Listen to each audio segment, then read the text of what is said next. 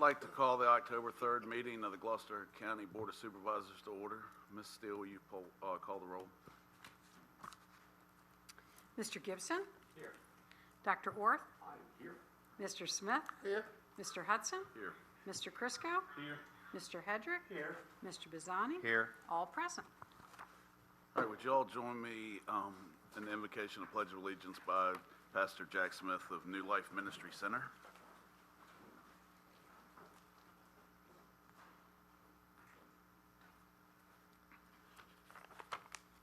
Let us pray. Lord, I thank you for the opportunity to pray and bless this meeting tonight as the business of the County of Gloucester is discussed. I know the decisions made here require discernment, understanding, and wisdom. So I pray these attributes upon each one here tonight. Your word tells us in 1 Timothy 2:1 and 2 to pray for those in authority. So I pray a blessing upon each one.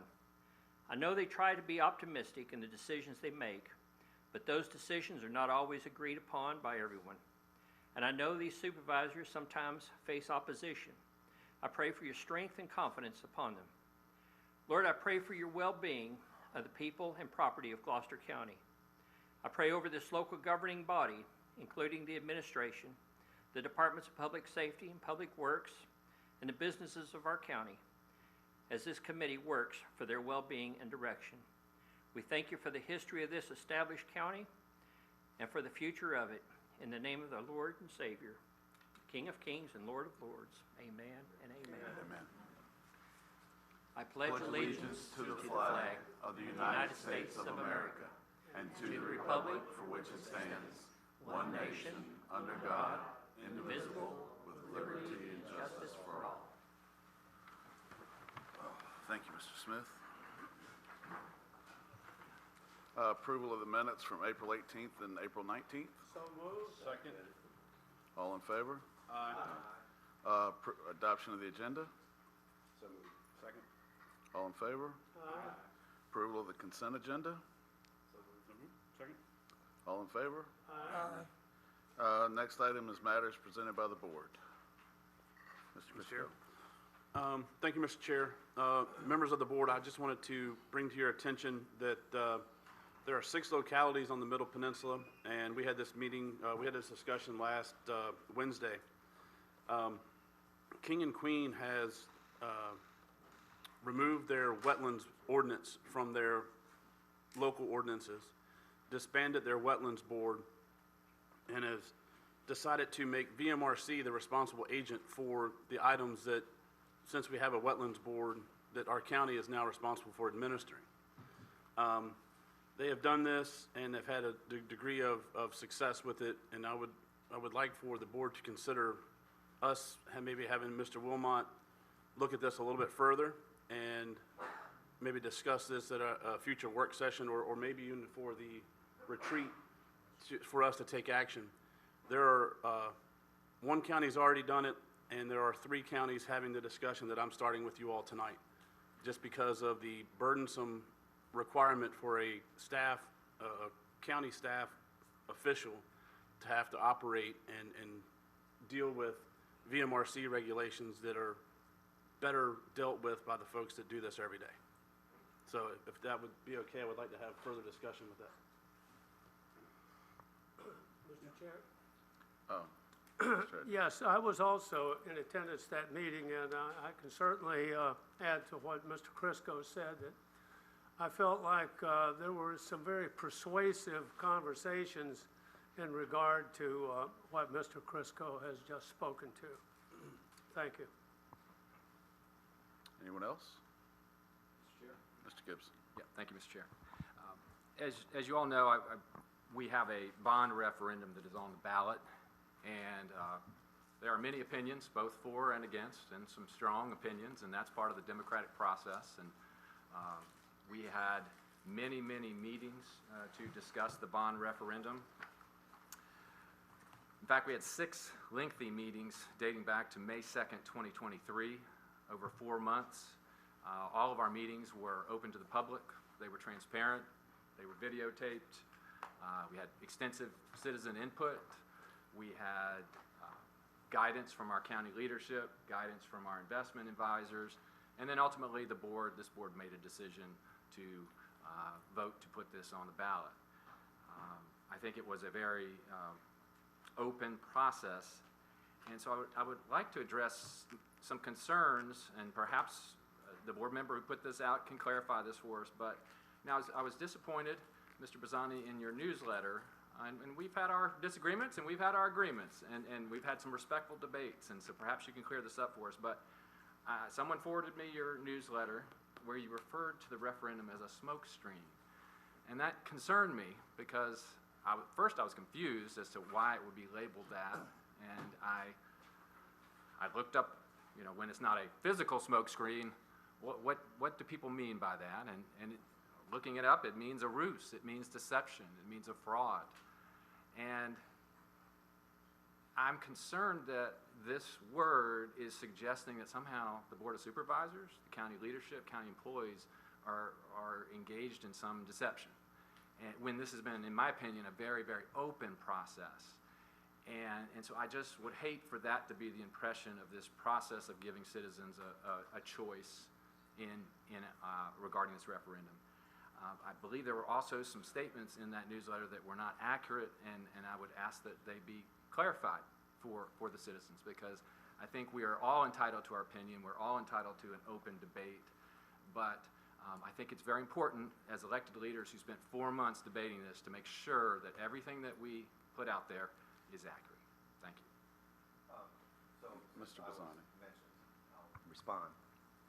The term smokescreen is, I'll stick by that, so I will stick by that term because the folks do not know that we could have built this firehouse without raising taxes and without the use of a referendum. And the fact that all these other projects that are listed on this referendum will not start to occur until years down the road, it seems unseemly to me that you would pack these other projects that won't start until 6 years down the road, and then 6 years down the road, even the HVAC for Botetourt won't start till 2031. So who's to say that the 2 cents that you're going to try to raise today in November, if this referendum passes, will be subsumed and overcome by events? A lot of these projects are similar to buying a car today, making payments on it for 5 months or 5 years, and then taking delivery. And by that time, you'll forget what the color of the car is.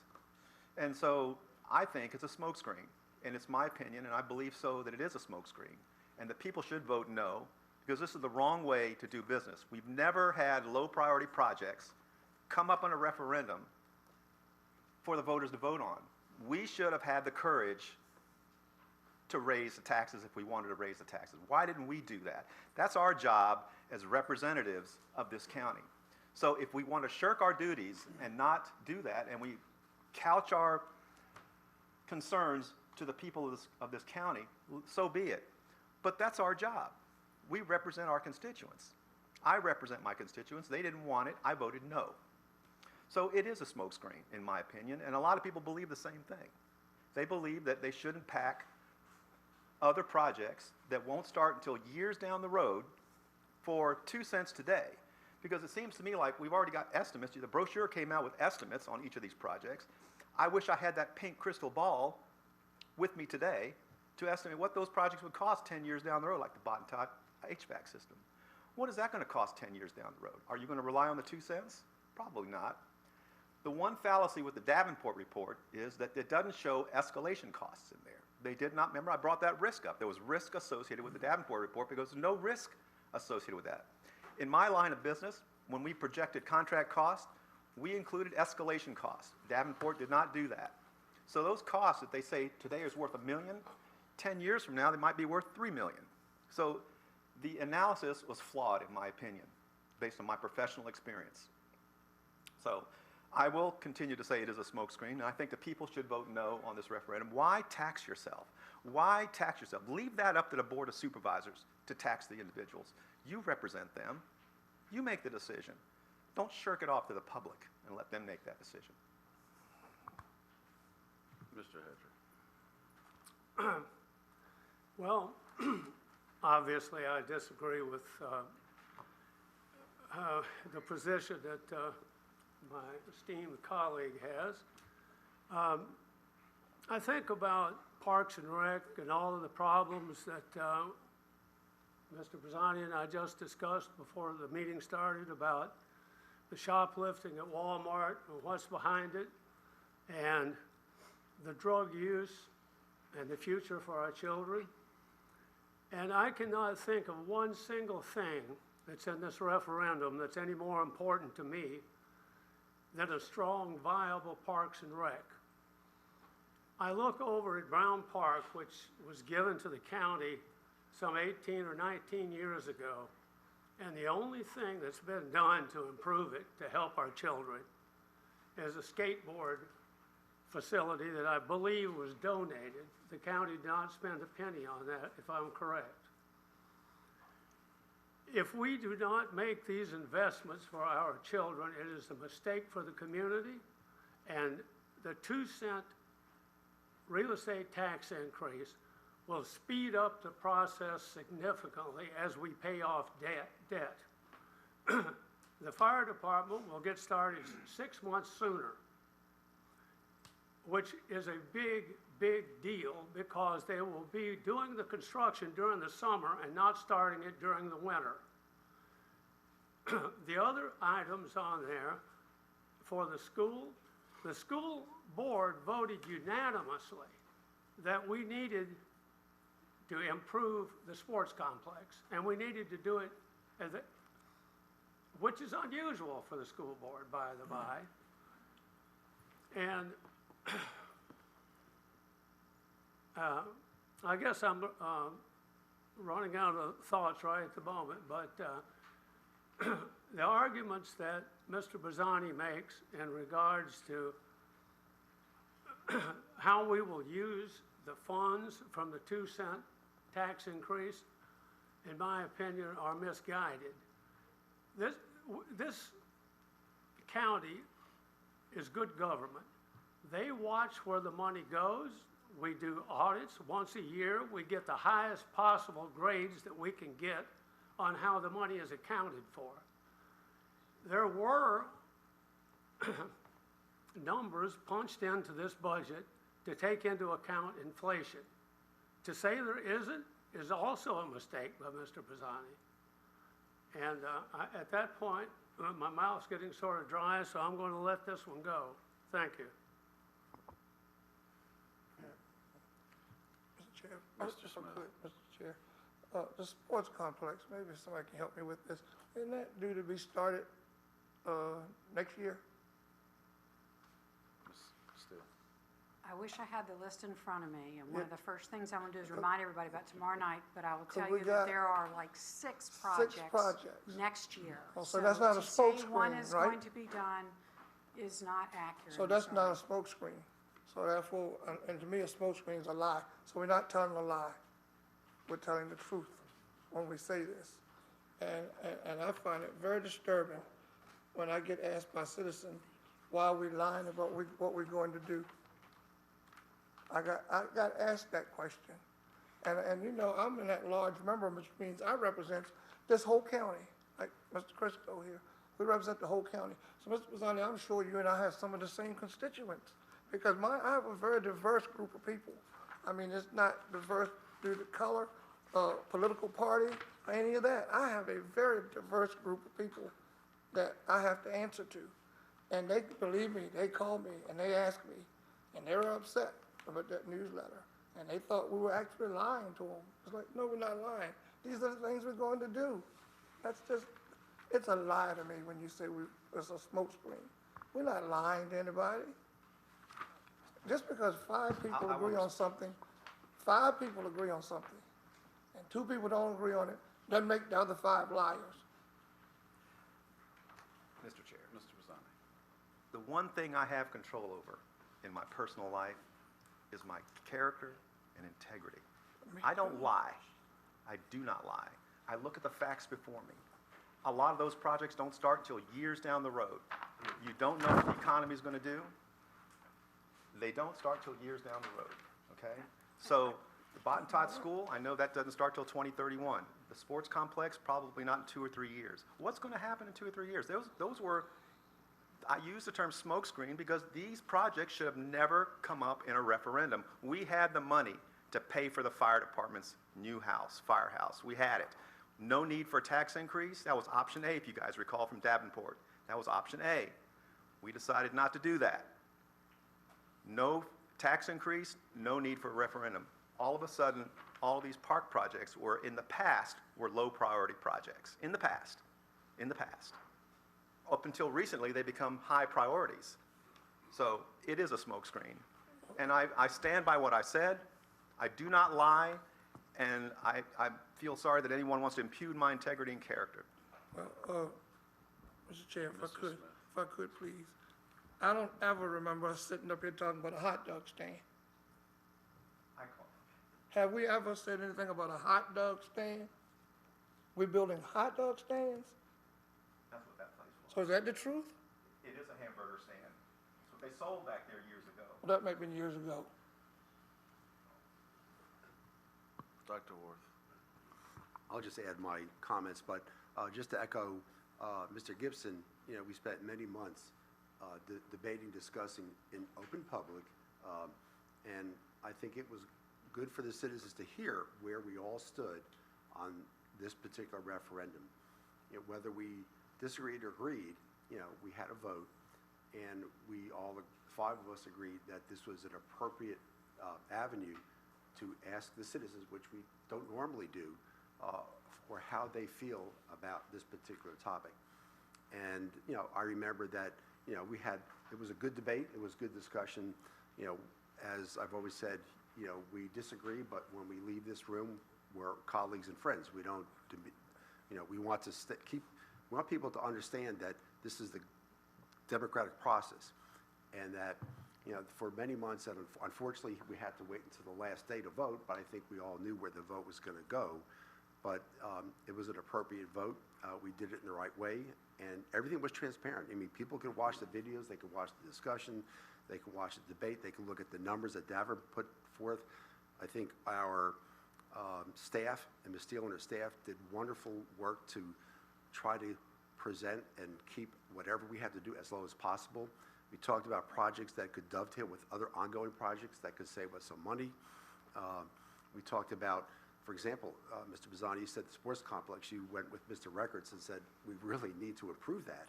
And I agreed, because I will tell you that I was one of the people that unfortunately spent a lot of time trying to get that facility built, and I could see the improvements necessary with security. But regardless, I just want to say that I'm still in favor of having citizens vote on something that will have an impact on them.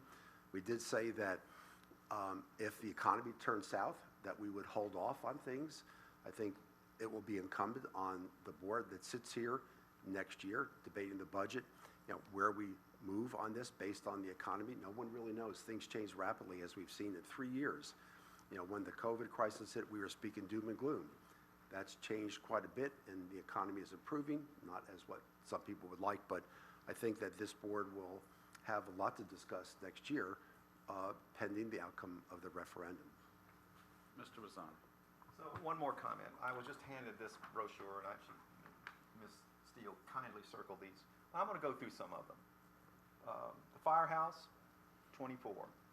Public schools will begin the spring of 25. Okay, that's the Gloucester High School renovation, which we already paid for. We're going to talk about the second half of the bond referendum for that, for the borrowing. What was that? The public schools, Gloucester High School renovation, 1993, beginning the sports complex. I'm sorry, that's the sports complex. So the phase, that's just the beginning design, and the phase will start later on in some years down the road. The Bottenthal Elementary design will be for in the spring of 2024, but it's not scheduled to start until 2031. The public parks, the design would start in 2024, but won't start until 2028. Woodville Park occurs in 2 phases. The county provided additional lighting for the 2 ball fields in 2031. So a lot of these projects are way downstream. And that's what caught my eye, and that's what concerned me. As a former finance professional, we never projected CapEx projects that would come online 5 or 6 years down the road. If we did vote on it, let our board of directors vote on it, the board of directors for the company, they would put projects in that would start the following year.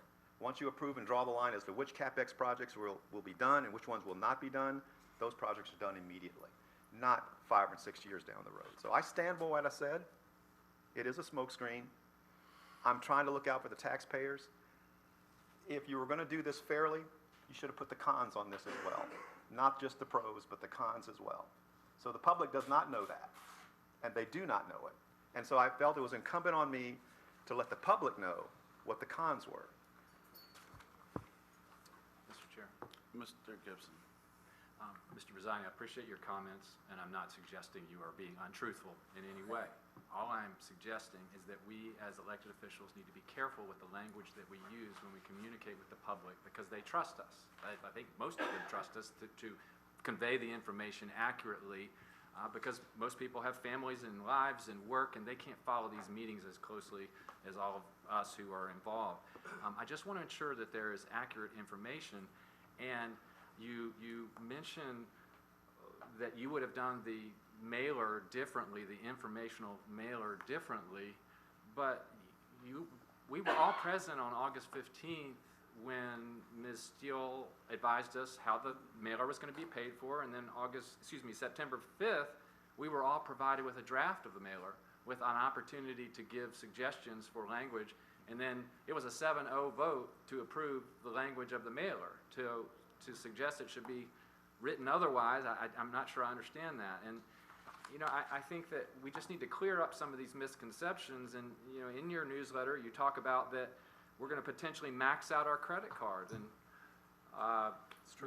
Maria Calloway has advised us in multiple meetings in the town hall that we are not anywhere close to maxing out our credit card or our county debt limit. That's just simply not accurate based on the advice that we've been given. And so those types of things are confusing to the public who aren't following this as closely as we are. And that's all I'm asking, is that we just make sure that the information we're providing is accurate. That's all I'm asking. Thank you.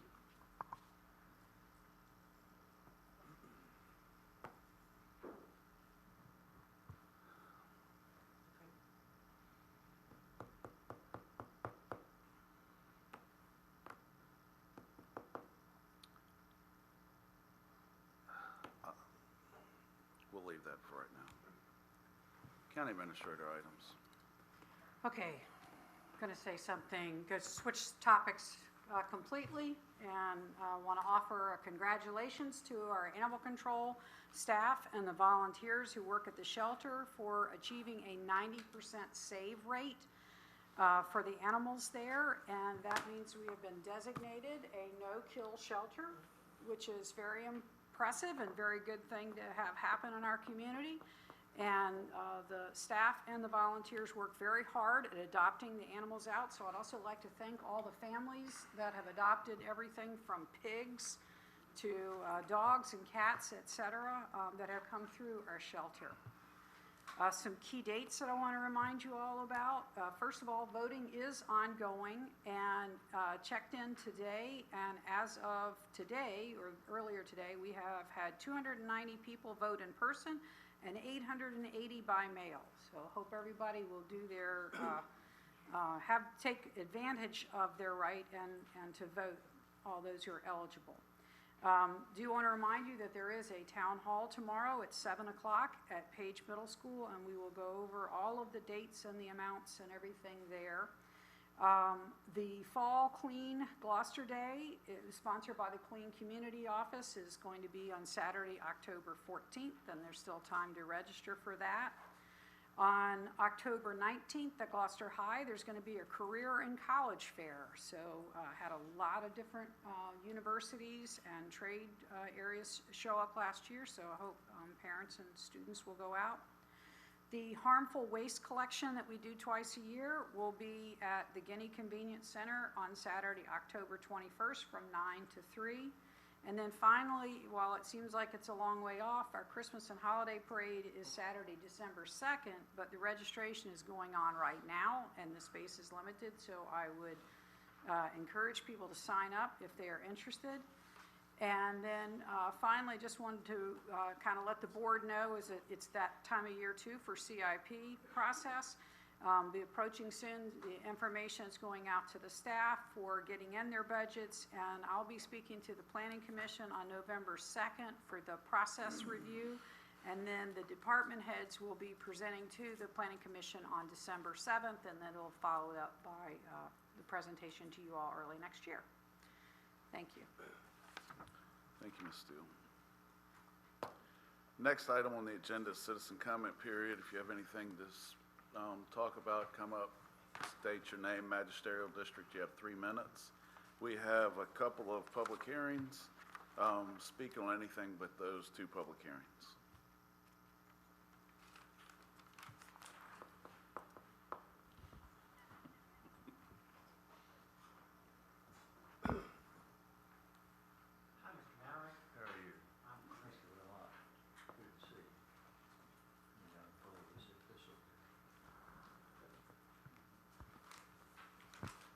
Good evening, Mr. Chairman, members of the board, Ms. Steele, Mr. Wilmot, Howard Mowry, York District.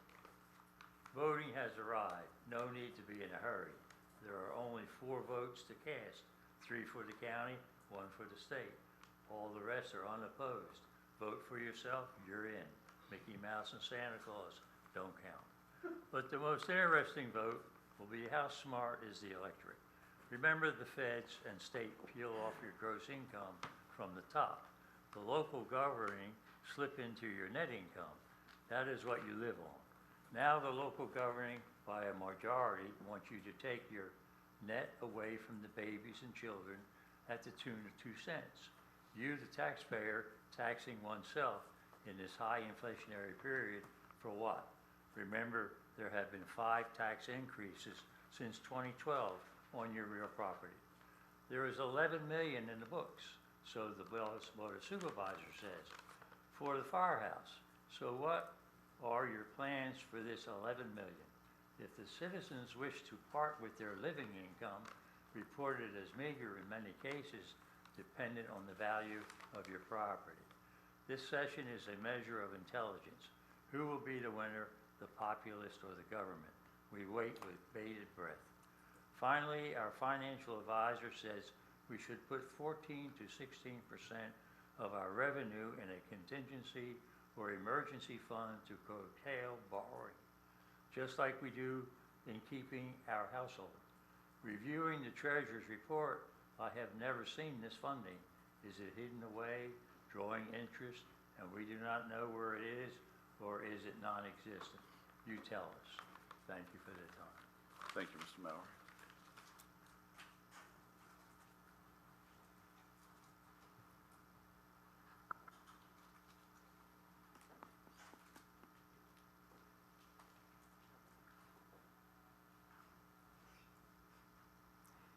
As I walked up the steps of Catherine Carter, Abingdon District, as I walked up the steps, I saw Gloucester County Courthouse, 1776. And it reminded me of John Marshall. Sir? Of John Marshall, the first and longest serving Chief Justice of the Supreme Court of the United States. A Revolutionary War veteran and served in 3 separate branches of government.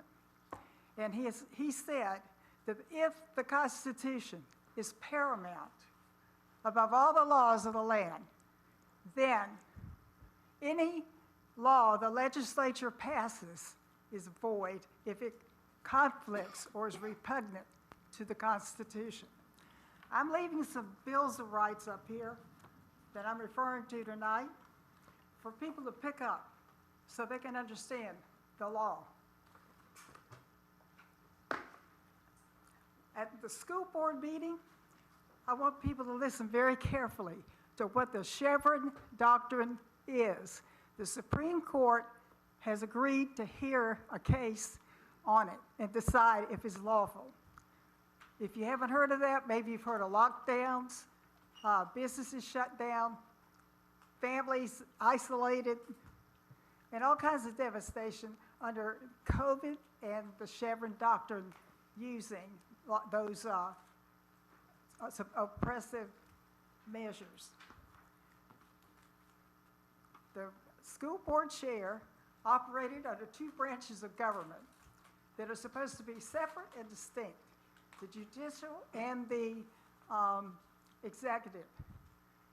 He violated due process and then appropriated $10,000 to $20,000 for the process, for the violation of due process. He also shut down free speech, did not allow it, and 3 others voted with him to do that. This is what the founders and John Jay would have thought of, John Marshall would have thought of that. Freedom of speech and of the press, right peaceably to assemble and to petition, that the freedoms of speech and of the press are among the great bulwarks of liberty and can never be restrained except by despotic governments. Article 1, Section 14, government should be uniform, that the people have a right to uniform government, and therefore that no government separate from or independent of the government of Virginia ought to be erected or established within the limits thereof. We have a government separate from and independent of that's been established in our school system. The board of supervisors, their hands are tied. Time's up. This is another limitation of freedom of restraint of freedom of speech. When we remove this, like Southampton County has, we will have a government that honors freedom of speech. Thank you. Thank you.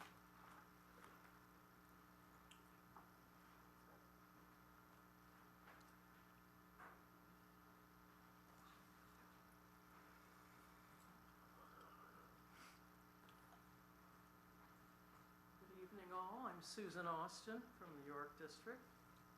I want to commend Mr. Bazzani as my representative. I appreciate his fiscal responsibility. Everybody wants everything, but we can't always have everything at once. We need a firehouse. Go ahead, build a firehouse. Can we wait and spread out the other projects? I know you say you've been waiting, but they don't seem very important to me. You could always put up porta potties to substitute for the bathrooms in the meantime to see how much business these parks will bring in. But I was called by a board member a crazy, I was called a crazy person. They think I'm crazy because I guess because I stand up here and I say these things to you. I think that everybody has the right to their own opinion. I don't think mine are crazy. I talk about the First Amendment, the Second Amendment, smart meters. I can't think of everything else, but, you know, paper ballots, hand-counted paper ballots. Yes, Mr. Chriscoe, I know. Anyway, that's my opinion, and I'm entitled to it. So if I'm crazy, there are a lot of crazy people in this county, okay? Just want you to know that. And thank you, Mr. Bazzani. I appreciate that.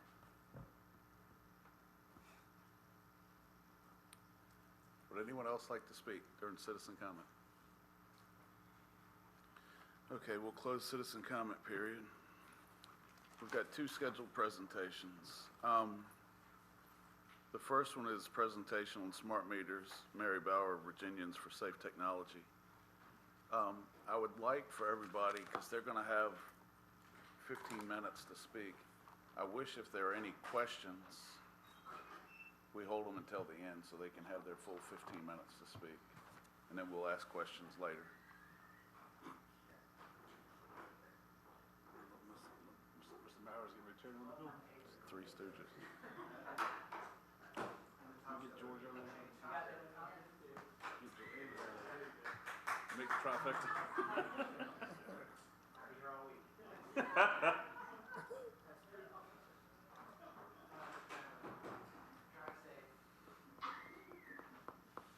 Thank you for the opportunity to be here tonight to present to you on this very important topic.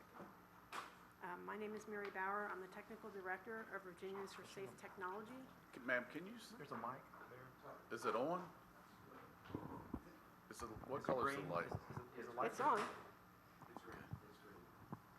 Is that any better? Yes. Okay. Mary Bauer, Technical Director for Virginians for Safe Technology, a consumer advocacy group for safe and responsible technology. In the past, It's still not loud enough, I don't think. no? Can you? It's probably because it's a wireless mic. You might need to move it up closer to your face. If you, Is that any better? Yes. Hello? Okay. Okay, good. So in the past, I've worked for over 25 years for the Department of Defense in RF weapons and communication systems. And I'm going to be skipping over some of the slides here to talk about this topic within the 15 minutes. I'm going to be covering the problems with smart meters as it relates to public health and safety.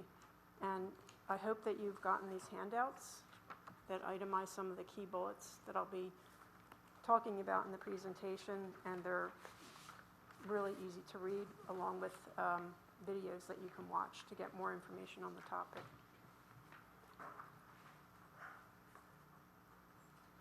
So on the left there, you see the smart meter, which is hallmarked by the digital face, and it also has a network interface card that makes it a computer. It also emits radiation, 2 antennas inside of it, as opposed to on the right there, you see the analog meter that is hallmarked by the 5-dial face that has no radiation and no switch mode power supply, which the smart meter uses and puts out what's called dirty electricity, which is high voltage spikes on the power cables inside your home. Now this is in a bandwidth that is very low frequency, 100 kilohertz and below.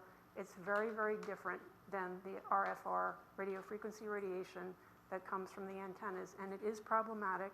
This is something that's usually never discussed, but we'll be covering a lot of that in this presentation.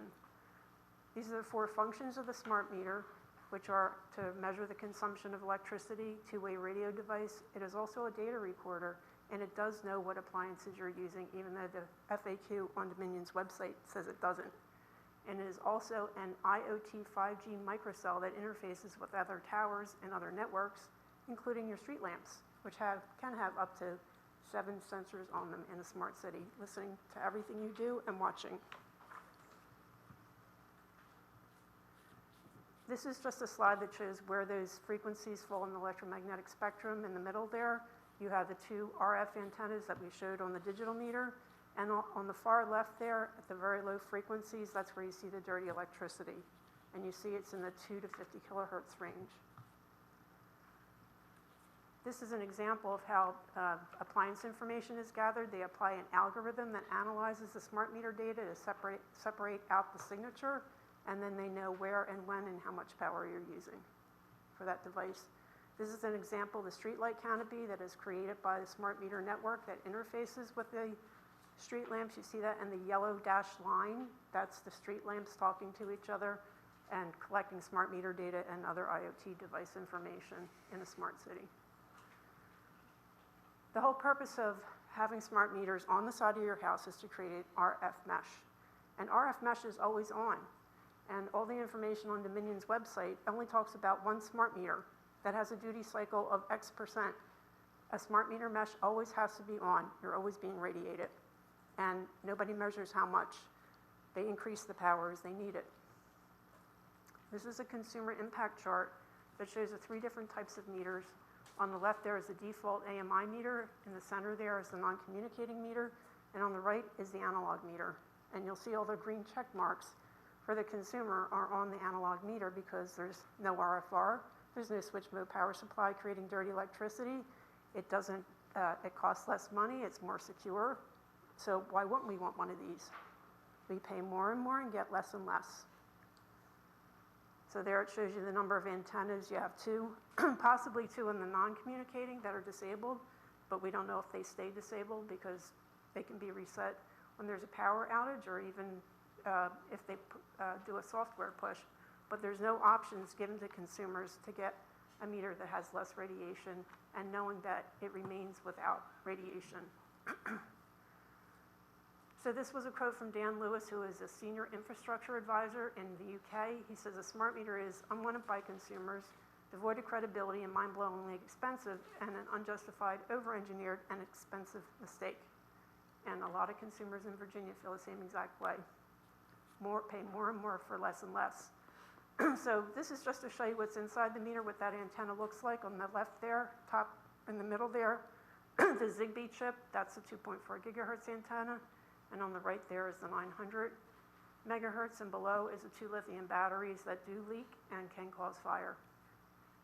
This is an infrastructure diagram that was in the petition for Dominion. It's very infrastructure intensive. It is not just a meter on your house. It includes routers, repeaters, collectors, and towers. It's a whole citywide infrastructure. This is a more detailed example of a few houses where all that detailed infrastructure looks like.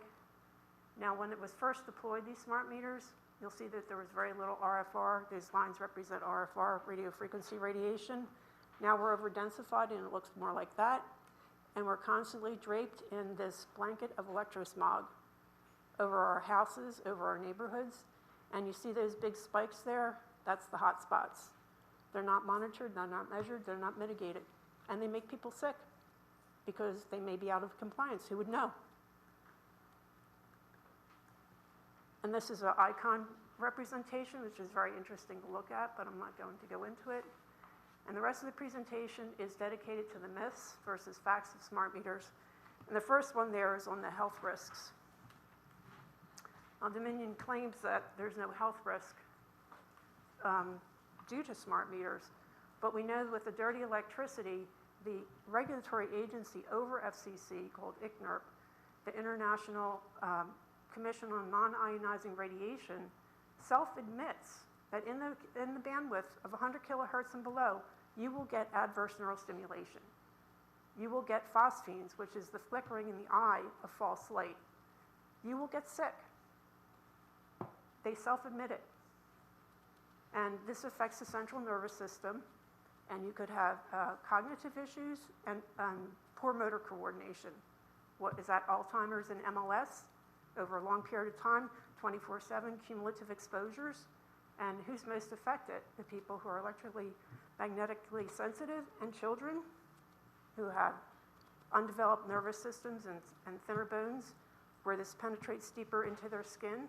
And how many of those children sleep on the other side of the wall of the smart meter? Is your grandchildren or your children doing that? How would you know? Do you look? So here are all the health effects that are common. And you'll see there are a lot. Sleeping problems, hearing, I'm sorry, I'm going to have to look at the slide here because I can't read it up there. Besides the ones that are listed on that slide, there are also people who are affected that have the electronic devices like the pacemakers and the brain stimulators, and also people who have rods in their feet or in their legs, because they can get stimulated by the RFR and become like an antenna inside the body. Do we know what happens to that tissue? Does it get heated up? Nobody's looking, nobody's asking. So I really apologize about this on that slide. Page 22. I don't know what my time is. How many minutes? Okay. Okay, I'm really sorry about that. So sleeping problems, headache, learning problems, heart problems, balance problems, leg cramps, eye problems, fatigue, ringing in the ears. And Dominion glosses over all this like it doesn't exist. These people are having these real problems. ICNIRP, the regulatory agency, agrees that people can have health effects. Also, smart meters are not preempted by the Telecommunications Act of 1996. You don't get off scot-free on this. So this is information that FCC wrote proposed rules for in 2019, and ICNIRP did it in 2010. So this is not a new problem, but it is now coming to the surface. It was also in a lawsuit. And this is one of the things Dominion always says, that a cell phone has more radiation than a smart meter, as you can see by that graph there. But when you normalize it over the whole body, it's just the opposite.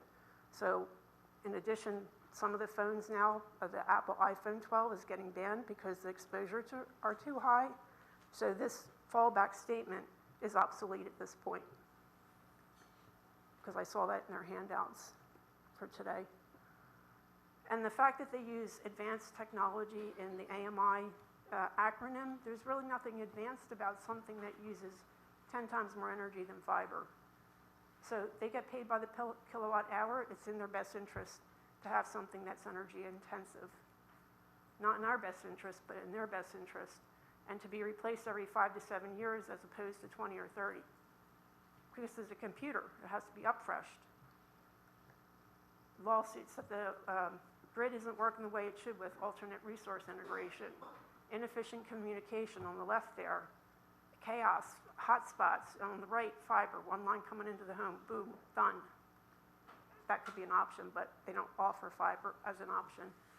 So the AMI smart meter is obsolete, an energy hog, creates an injurious air pollutant, which is what the industry itself calls RFR, and does not perform as advertised by the industry. Myth number 3, that smart meters are good for the environment. Well, they create RFR, and that's a group 2B possible carcinogen, so how could that be good for the environment? And it's also non-insurable against any kind of personal injury, property loss, or loss of life. So how do we benefit? How do customers get benefit from that? If there's a fire, for instance, which happens. Oh, okay. So I'm going to have to run through this. I'm really sorry. I don't have any more time, but there's at least 4 more myths here. The money part is with excess voltage, and these proof from oscilloscope about the dirty electricity. Cybersecurity, on your handout, there's 2 YouTube videos that you can watch that go into the cybersecurity risks. A laptop and an antenna, go down the street and scoop it up. It's all yours. And he did that and found out that during crises with weather, that people died and didn't have power for 3 weeks, and the banks had continuous power. So that's how the algorithms are written, banks over people. The opt-out program, there's a lot of problems with the opt-out program. Suffice it to say that it's very confusing. Customers have no way of knowing the 2-way communicating antenna is actually disabled or not. The dirty electricity, talked about that. What happens to your private data? The people who have electrical devices aren't being accommodated to have an analog meter, so there's no interference, so it's not lethal or life-threatening to them. There's a medical exemption that's not being observed. Surcharges to people who are disabled are supposed to be prohibitive.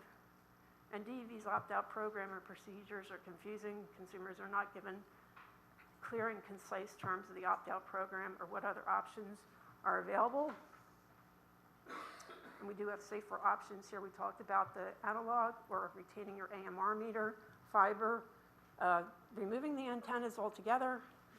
10 Virginians have access to a safer meter. That's really what the question we're asking. And there's the opt-out form. Fire risk is a separate presentation that I'm more than willing to give to you about RF heating. We've already talked to Dominion about that. We're waiting to hear back from them.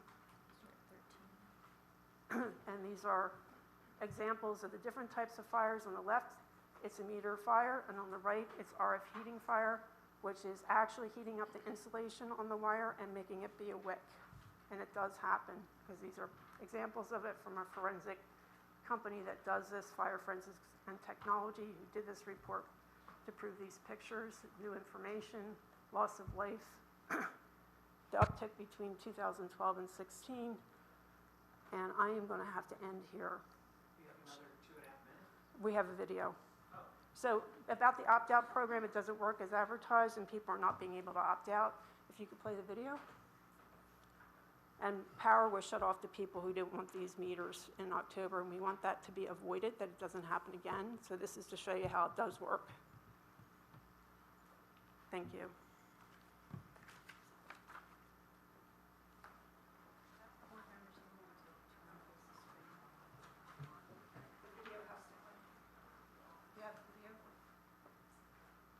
That's my question. From the initial start, the man pulls up, and from this start, it's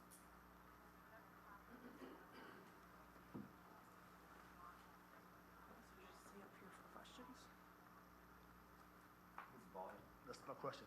From the initial start, the man pulls up, and from this start, I said, "What are you doing, sir?"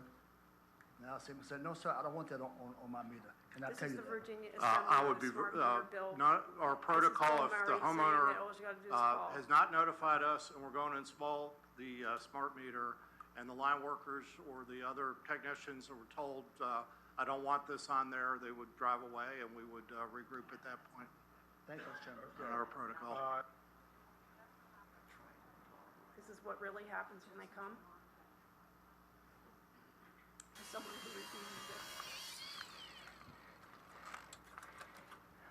Who gives you the right to do this? What's your name?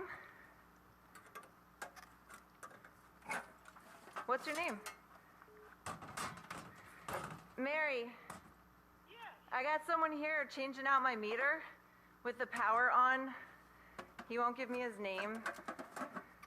They usually have the ID at the bottom of their... He just took the lock off.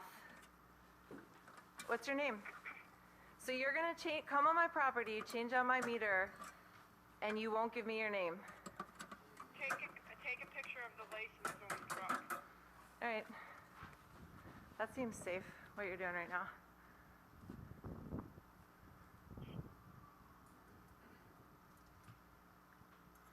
Are you able to do that? Yeah, I will. What's your name, sir? Take a picture of him. So he said he has orders to change it out.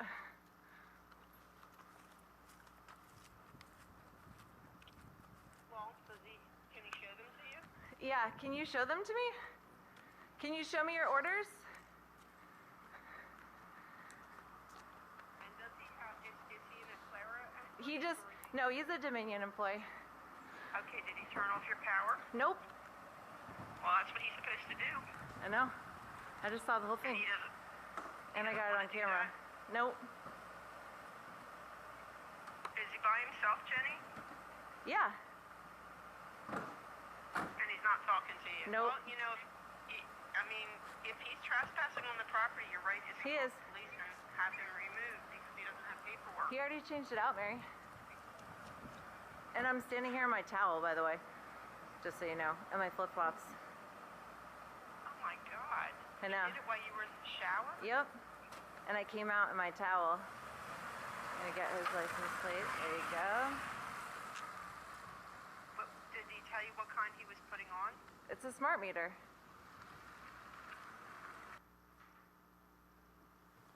So that's how it really works. The person that was at the Virginia Assembly was a lawyer and said, all you have to do is call us or tell us you don't want it and we'll walk away. So we're looking for cooperation from Dominion. We've had meetings with them and we've kind of come to an impasse because they said that they would work on the low-hanging fruit on the opt-out program. If a person wants an opt-out meter, they should not be selective about who gets it and who doesn't. If they have a disability, they should be accommodated, and they should offer something that doesn't make somebody's pacemaker malfunction. It's called RF interference. Right now, they don't have anything to help those people. There's 25 million people who have medical implants. That's 7% of the population that is not being accommodated. Thank you. Okay. Are there any questions? Mr. Hedrick. Thank you very much for the presentation. You gave me some good reading material for the last several days. I went through all of your packet three times. Having a similar background that you have, I won't get into the electronic components and the frequency spectrums and the power levels and all of that sort of stuff. But I would like to ask you about a statement on page 59 of your 235-page packet of information that you provided us. Do you stand behind the statement that the smart meter will increase our power bills by 10 to 24%? Yeah, I skipped that one because it takes time to. I've had a Yes, real I do. hard time Yes, hearing I you. do, and I could prove it with the numbers on the slide. I didn't go through that because I was limited in time. Yeah, I'll be interested in asking Yeah. Vemco about her Virginia Well, they Power. probably don't even know this because this was done by an oscilloscope, so it's test equipment that shows how it's performing. And I said before that it is not performing as advertised, so they would not necessarily know this. Thank you. Mr. Bazzani. I'd like to thank Ms. Bauer, Ms. Kennedy for driving all the way out to DC down here to come present to us, and I appreciate your presentation. I too had a similar situation as you saw in the video with the Dominion Power. I was at the university. I was teaching that day, but my wife was taking a shower. The meter's just outside where our shower is, our master bedroom. She was hearing the banging and the noise going on, and she quickly put some clothes on and she went out and asked this person, "Who are you and why are you doing? What are you doing?" She said, "We're changing the meter out." And they told my wife, she asked her, "Why are you changing?" I didn't give anybody permission to change this meter out. And the response from the Dominion Power person was, "We have every right to change the meter out without your permission." Now, it seems kind of intrusive to me. Well, believe it or not, it is in the Virginia Code that is exactly what they can do. But they voluntarily said they wouldn't, so they went back on their word. So what's better, what's in the code or their word? What should be better, right? So I sent out in my blog, I hope I didn't lie this time. Could have been. These are twos. I didn't lie this time, but I also sent out the Dominion Power opt-out form for Citizens Discount. I have 9,600 people who subscribe to my newsletter, probably in competition with the Gazette, probably. If the citizens of this county want to opt out, take that information that I sent out to everybody on my database and opt out. I already submitted my form. I want my analog meter back, or some other meter that does not emit any kind of electromagnetic radiation from my bedroom, with my headboards probably about 10 feet away from the wall where that meter is installed. Is it true that if the meter catches fire, does the homeowner's insurance cover that, or does Dominion Power cover the loss? Well, they don't admit that they catch fire, first of all, so it could never be a smart meter, it would never be written up in a report that a smart meter caused a fire. And the reason is because the power company is always the first one there to a fire, and they can abscond with the meter or do whatever they want with it. So being able to prove that it was a smart meter would take a forensic investigation, and you would have to pay for that as a homeowner if you wanted to prove it was a smart meter to do it. Now, the report that I didn't mention about was the discovery and science of smart meter fires that was issued in 2021, and this is new information. It takes a lot to go through that report. It's 65 pages. It's very, very technical. It goes into material science. It goes into how the RF rides on these power circuits in your home, and can, over a long period of time, exactly 6 to 24 months is what the statistics showed, create a slow burn. And you said you were an expert in RFR. Yeah. So tell us about 30 seconds about your background in this I worked in an RF lab, tested equipment, did polar chart analysis, worked with the equipment, Okay. Yeah. Plus I do constant research. If you're not always researching this stuff, you'll fall behind. So even though I'm not, I'm with Virginians for Safe Tech, I am always researching, and I have, reason to be, because I'm electromagnetically sensitive. This stuff really affects me. That's why I'm here advocating for people who don't understand the science, don't understand the medical part, don't understand how these frequencies affect people differently. Your body size, your body shape, and the conductivity of the tissues and cells in your body will make it different for everybody. Now, will there be general categories of people who are more sensitive than others? It's a bell-shaped curve.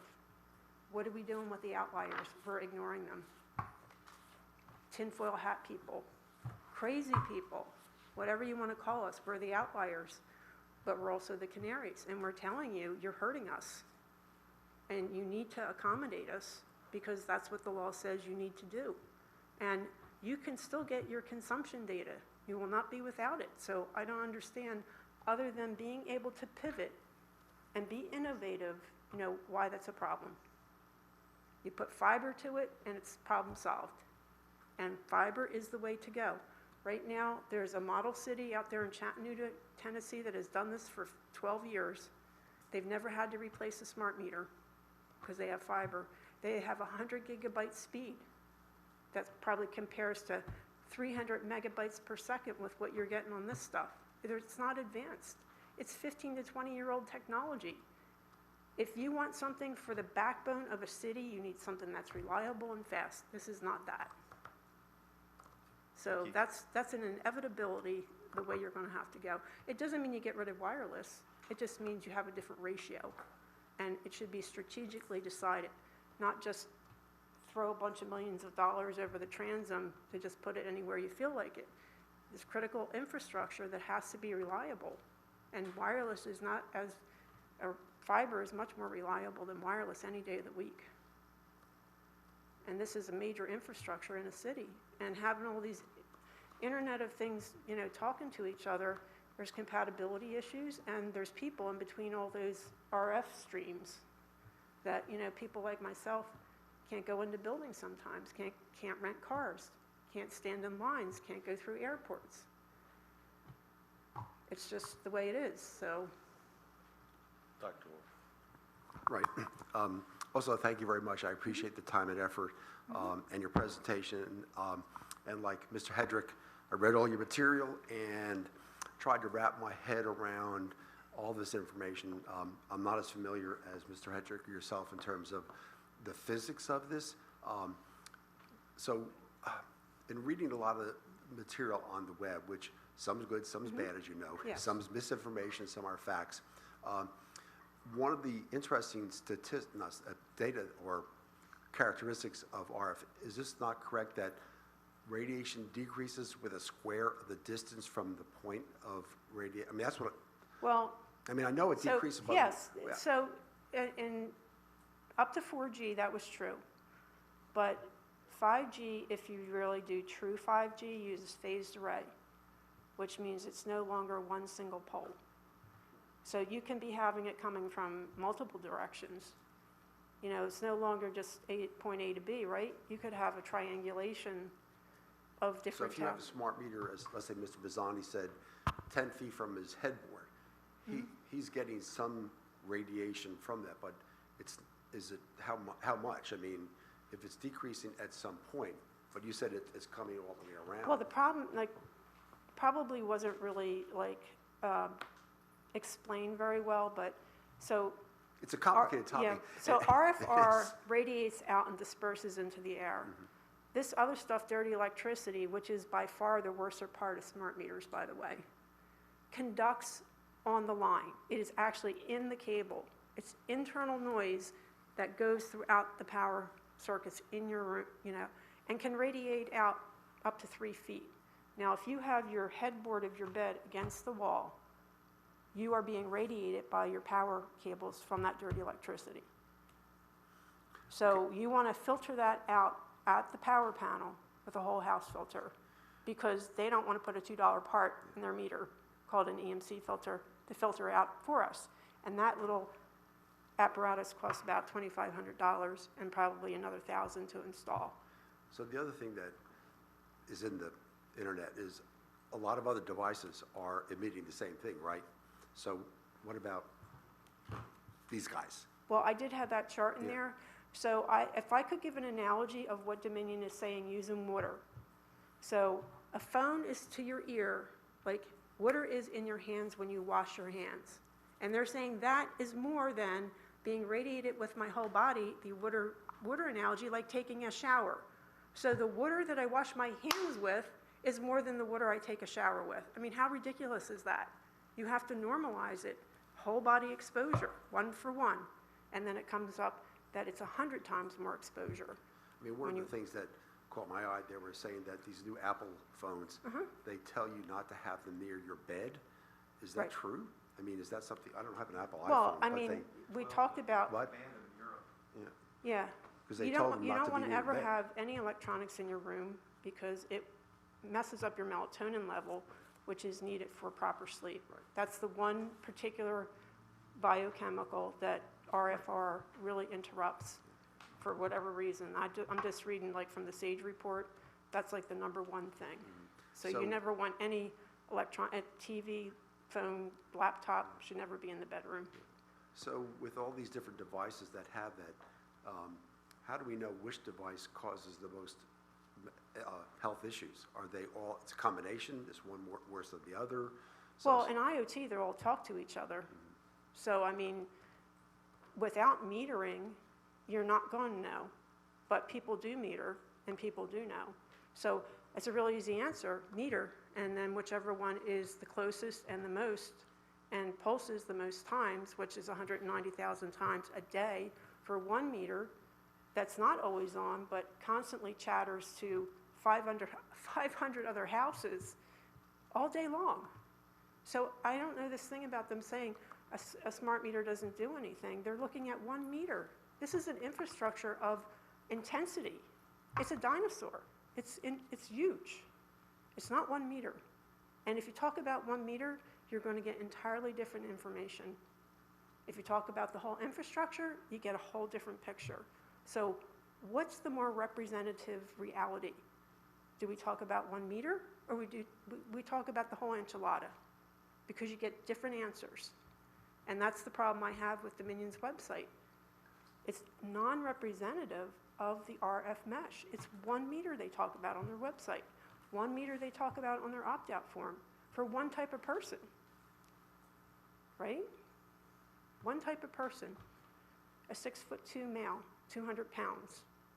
That's who they accommodate. That's it.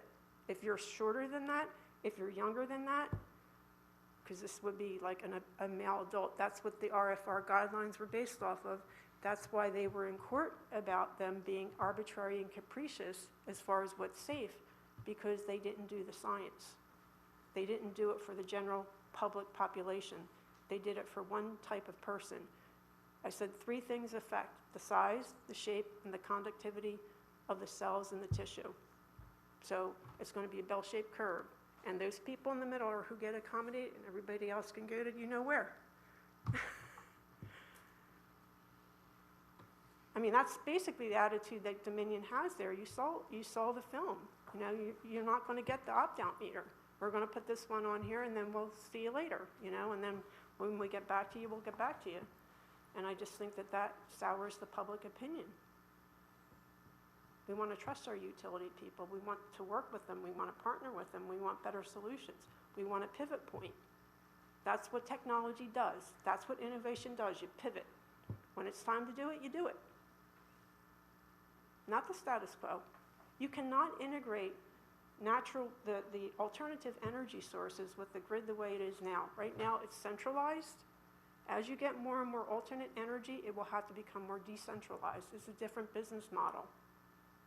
Totally different business model. They have to do it. That's the direction the country is going in. Pivot point. You mentioned this town that has a different method of measuring that is Yes, safer. Chattanooga, Tennessee. So That is a how- model city. So how does that work? I'm just curious, you know. Well, they have a municipal utility. They partner with a provider who does their work, kind of like how Dominion is, and they put in all fiber to the smart meters. So the fiber goes right to the smart meter? The fiber goes right to the smart meter? Yeah. And you know what? Everybody had a telephone back in the 30s when they made the TCA, the Telecommunications Act of 1934. So if they could put a telephone, they can put a cable. This thing about, oh, I can't go out to rural America. Well, you did for telephone. Now, what makes it, you could do it then, but not now? Because you don't want to. Why? Because you won't make as much money. It's pure and simple. They get paid by kilowatt hour. If you can use 10 times more energy with wireless, why wouldn't you do it? Ka-ching, ka-ching.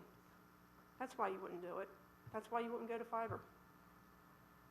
And so the public interest is over here, and you know, they're moving further and further apart. Innovation has to be fast, and it has to be reliable, and there has to be a balance between wireless and fiber. And it's an analysis that has to be done. And I always say when I talk to government officials, I like to say, do a SWOT analysis, strengths, weaknesses, opportunities, and threats. Because Maui is a perfect example of how they had too much wireless, and the infrastructure didn't support 911. You don't want too much wireless. It's just not the way to go. Any more questions? Ms. Bauer, appreciate you coming. I'll have a question for you.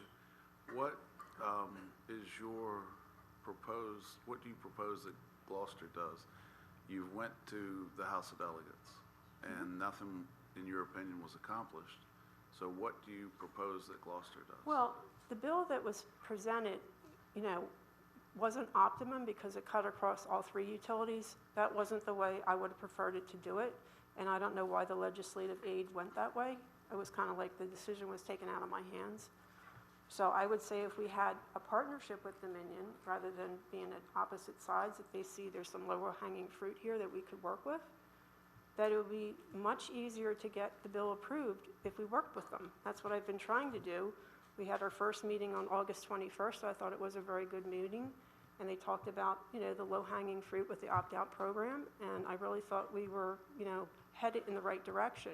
But we kind of came to a little bit of an impasse.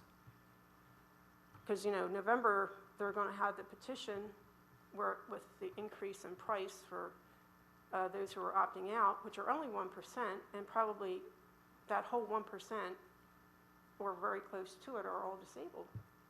So you're putting charges on disabled people who it's prohibited. It's a prohibited activity for a government entity to do that for a government program. And while Dominion is not a government entity, they are regulated by their services and their prices by a government entity, the State Corporation Commission. So I'm pretty sure that they would have to adhere to the Title II, I think it's paragraph 3.4500, to not surcharge disabled people. Okay, I'll try to ask it a different way. Okay. What do you want Gloucester to do? Oh, well, definitely to have a program for opting out that people are not turned down on, and to offer something that eliminates those antennas. Take the chips. But that is, but once again, that's Dominion Energy. What can we do? Oh. Well, Gloucester County. Oh, I mean, you're presenting to Gloucester County yes. Board of Supervisors tonight. Yes, What can we do? I would say that to codify it so that there's that people equally have access to it, and it's not. But we don't have that ability. To support legislation? Yeah, to support it. Like if somebody put a bill in front of you, you would say, yes, I support it. Because it probably will come up in November. So we have, Carolyn, do you want to? well, we have a legislative Let agenda. Carolyn address, this is more her area. No, I see Mr. Chriscoe shaking his head.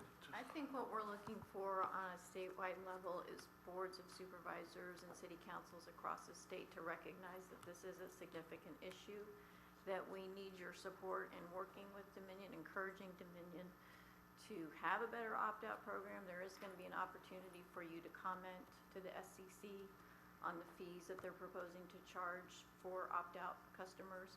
And those are just a few of the examples. I mean, we would be happy to talk with you more about specifics, but that in general is what we're looking for. Okay. Mr. Chair, could that be in the legislative agenda? We can put a comment in there, or a position of the Board of Supervisors that we support legislation. We're going to regulating. I mean, that's something that we're going to talk about. They're not a treaty. No, we're going to talk about it Section C tonight. Okay. 11C. But, okay. Yeah. I think that for the county as a whole, and for you folks, you might be better speaking with our representatives at VACO. I will mention this to them but before they do anything, because one county at a time is not going to solve this problem. So I will be glad to mention these concerns to our VACO reps. Thank you. Mr. Hedrick. Yes, I referred to the 10 to 24% increase in the cost of electricity for us. Now, your information suggests that the power supply in the smart meter, the switch mode power supply, is the device that causes this increase. Yes. In use of power. Yeah. Well, I did a little bit of my own research, and according to several sources, a smart meter uses about 1 kilowatt hour of electricity in 1 year. I don't see that low level of power consumption being consistent with anywhere near And besides that, my sources of information indicate that Virginia Power actually pays for that kilowatt hour. No, they don't, but I'll tell you, the math is there, so an oscilloscope. I just can't, from a But technical oscilloscopes don't standpoint, lie, I'm see sorry. how you can get that kind of an increase. Well, it puts 16 volts on the line, and if you go to that graph there, I don't know if you have the paper, I could give you my printout here. We've got it. My book. I'll show you on the slide here, it's really easy to see, it's very demonstrative. We're gonna be here a while. I mean, I think it's good for you to see this, because you're asking the question about it, and I don't want you to feel that, this is an oscilloscope printout, and the sine wave on it is the power. It's page 59, Mike. Okay. Oh, yeah, I've already read, I've been. Okay, so this is the power, this is 60 hertz, and peak to peak, it's 167, because it's never 120, it's always a little bit more input output, okay? Root means square. Well, it's additional voltage because input and output. Anyhow, 167 volts. Here is the yellow line, that's the dirty electricity, it's 16 volts. 16 out of 167 is 10%. Okay, that's the oscilloscope printout. And it can go as high as 40, so that's the upper end. So in this case, for this customer, that's what he experienced. I can't say, whoever wrote that article you were reading, they may have different numbers. This guy does this for a living. He takes measurements on an oscilloscope for customers, commercial and residential. He, PE, professional engineer. So he knows what he's talking about. So I can tell you. I'm just repeating what's on the slide. It does. Then I'll have a follow-up to that then. If you're going to say that's one item, how many of these has he done for different locations? Thousands. Okay, so do we have anywhere in this He's already testified. Let me finish my question. Yeah. Is anywhere in here, does it present all these thousands of results that he has? He's already done it in the state of Michigan. No, I'm asking if we have that. No. Okay. No, I mean. So we only have the one? So I got the information off of a YouTube video. Okay. I know the gentleman personally. He's testified to the same thing at the Michigan State Energy and Commerce Committee, and he got them to relieve them of the antennas because he proved that the price increase did not decrease. And he had hundreds of people that he surveyed to get that result. It's the way the meter works, because it's similar to what I call tobacco science. You lace the filter with nicotine so people buy more cigarettes. It's the same kind of thing. Was it intentional or not? I can't say. I'm only telling you what the results are.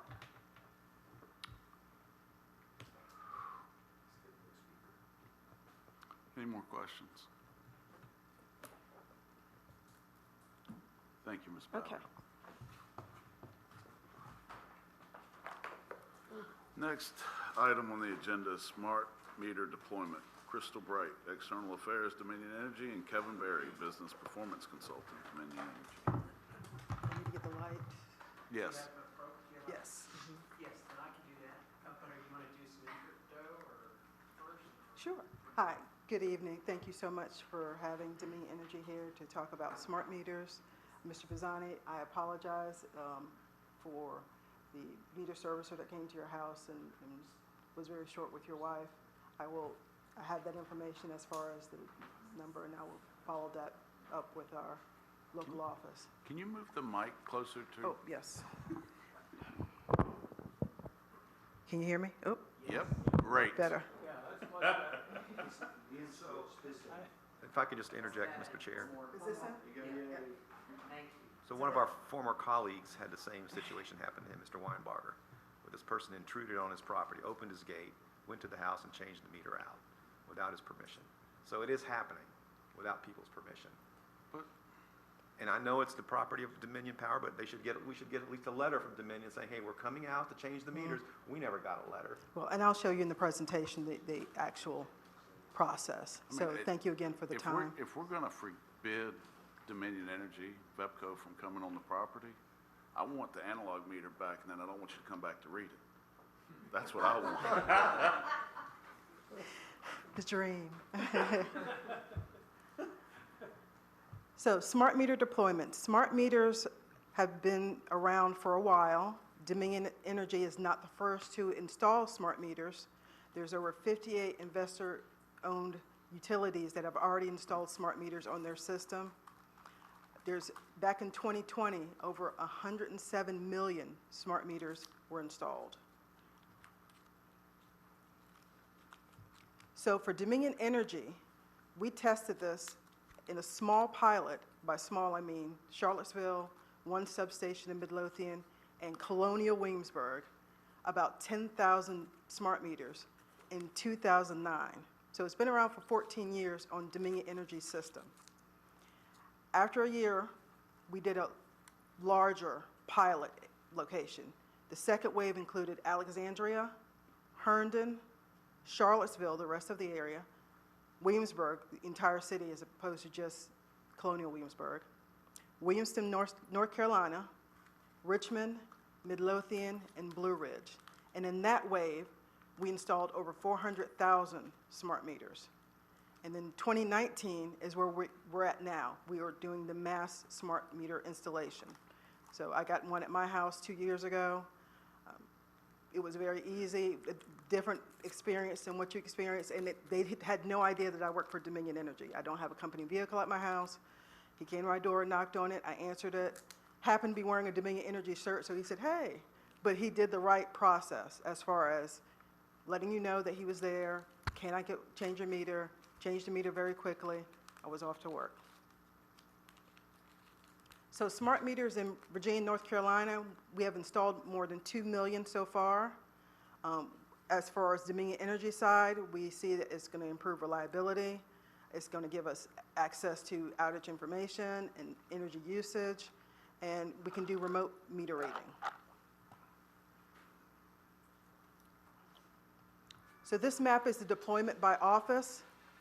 The ones in light purple and dark purple are the ones that haven't been done yet. So the light shaded area are what we're doing right now this year. And you see that Gloucester County is also included.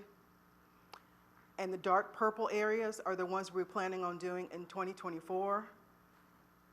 Gloucester and Northern Neck combined area, we're about 45% done and hope to be completely done by the end of this year. And we hope to have all meters exchanged out by the end of 2024. So far we have 2.3 million smart meters exchanged, so we're 83% complete. And this is a similar slide to what Ms. Bowers showed. It's how smart meters work. So there's two-way communication between the meter that's on your house, goes up to a collector, which you probably have seen around the county on poles, and that information comes back to our main office. Now, the smart meters that Dominion Energy uses is only on about 5%, less than 5% during the day. It's not an always-on technology. So the customer benefit will have faster outage detection. So when your power goes off, like if you're all on the same transformer, but you're the only one that's got a tree that fell on your service line, and we bring the transformer back up, we can tell that your power is still off without you having to call us. You get detailed energy usage. So you can go online and see what your usage is per day, weekly, monthly. And we have remote capabilities. So we can read your meter remotely. If you move from one house to another, you want to turn your service off here and turn it on here, we can turn your service off remotely, turn it on remotely. If you don't pay your bill and you pay your bill, you're late and you're cut off for non-payment and you pay your bill, we can turn you on like that. You don't have to wait for meter servicer to come to your home or a service technician to come to your house to turn your services back on. Yep. There it goes. So when you go to manage your account online, this is what you can see as far as your usage. The green squiggly line is the weather. So you can see when it's warm or when it's cold outside where the spikes are. And then the blue bars are your consumption. And like I said, you can see that hourly, daily, monthly. So as far as customer communications, we send out a postcard. Now, for my home, we got it, I believe, 2 months before it happened, which is extreme, but it can be between 2 weeks to up to 2 months. The service order to change your meter does not even engage until that postcard is mailed. we hang a door hanger. So what's supposed to happen is when a meter servicer or a contractor comes out to your home, they'll knock on your door. If you answer the door, they'll say, we're here to change your meter very quickly. Or if you say no, they'll ask, to call a number to reschedule a date. If you're not home, they'll hang a door hanger that says, hey, I was here, I changed your meter. If you're not home and they can't reach your meter, they'll leave a door hanger to let you know, came out to change your meter, but I didn't have access, please call us so we can reschedule. With all due respect, none of that happened with us. I understand that. For you, yeah, you're And absolutely you saw the right. video of what happened where this Absolutely. Dominion person did not talk to the customer at all, just kept on working and left. So I didn't get a door hanger and I didn't get a postcard. I asked my wife, she does all the mailings for my family. Right. She didn't see anything. She was completely surprised by it. Right. Yeah, I Did understand. any of you get a mailer, a door? Let's get Okay, I'm just questions asking and the then question. we'll ask, because I've got, Thank you. And we also have customer service agents that are able to answer any of your questions. I'm sorry. Oh, you're fine. I'm just trying to please. Sorry. Gotcha. So when you go to our website, you can just go to dominionenergy.com, smart meter. You can get different information about our smart meters, including the benefits, data security, and safety. So smart meter frequently asked questions. Dominion Energy smart meters are safe. We comply with the Federal Communications Commission, or FCC's, health and safety standards. They're the ones who set the frequency for all smart meters, so it is a federal thing across the board. Smart meters are not on all the time, at least Dominion Energy's are not.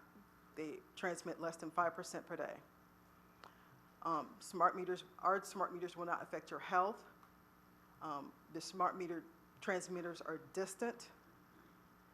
In your home, smart meters RF levels are 100,000 times below the FCC limit. Again, the FCC sets the frequency limit for all smart meters nationwide.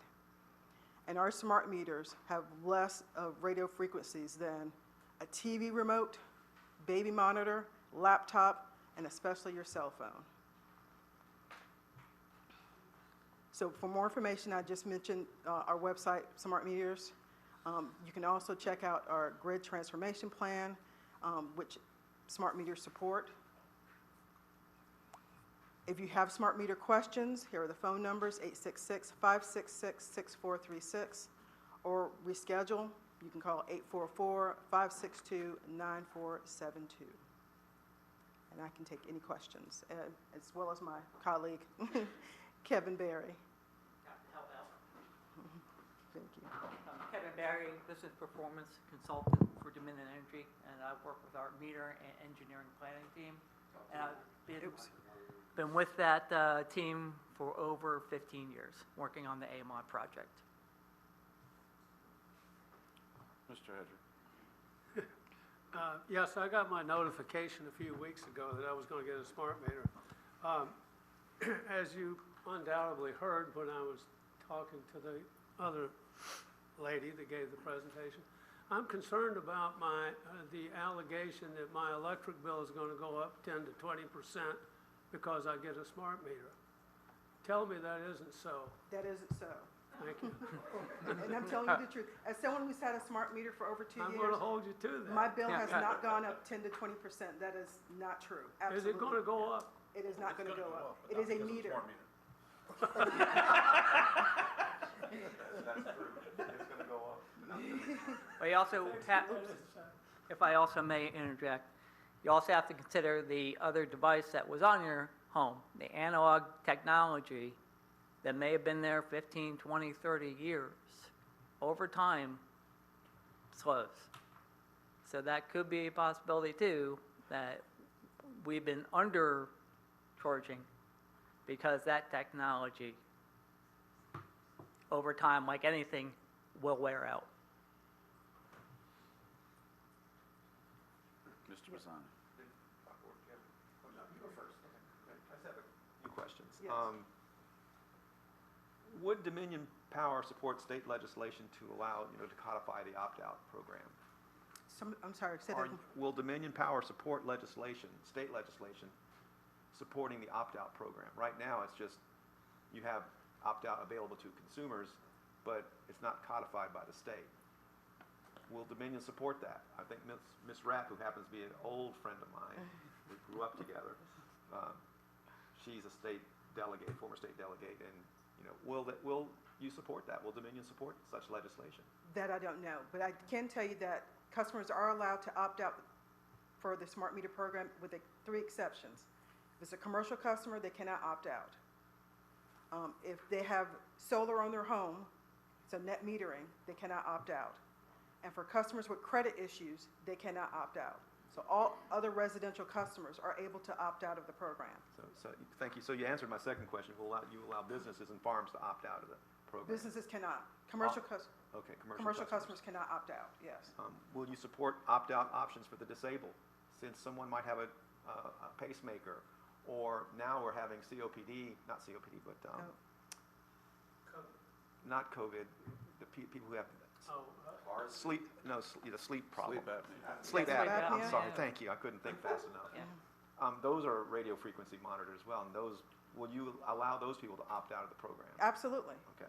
Yeah, so any that's true. residential customer are allowed to opt out with and those three, except for those three exceptions. Lastly, you made the statement that there's no evidence that there's any health effects, but that's because there haven't been many studies that prove the health effects of, that prove or disprove the health effects of RFR frequency radiation. So don't say it's no evidence, because the reason why there's no evidence because there aren't enough studies that have been performed, right? Is that correct?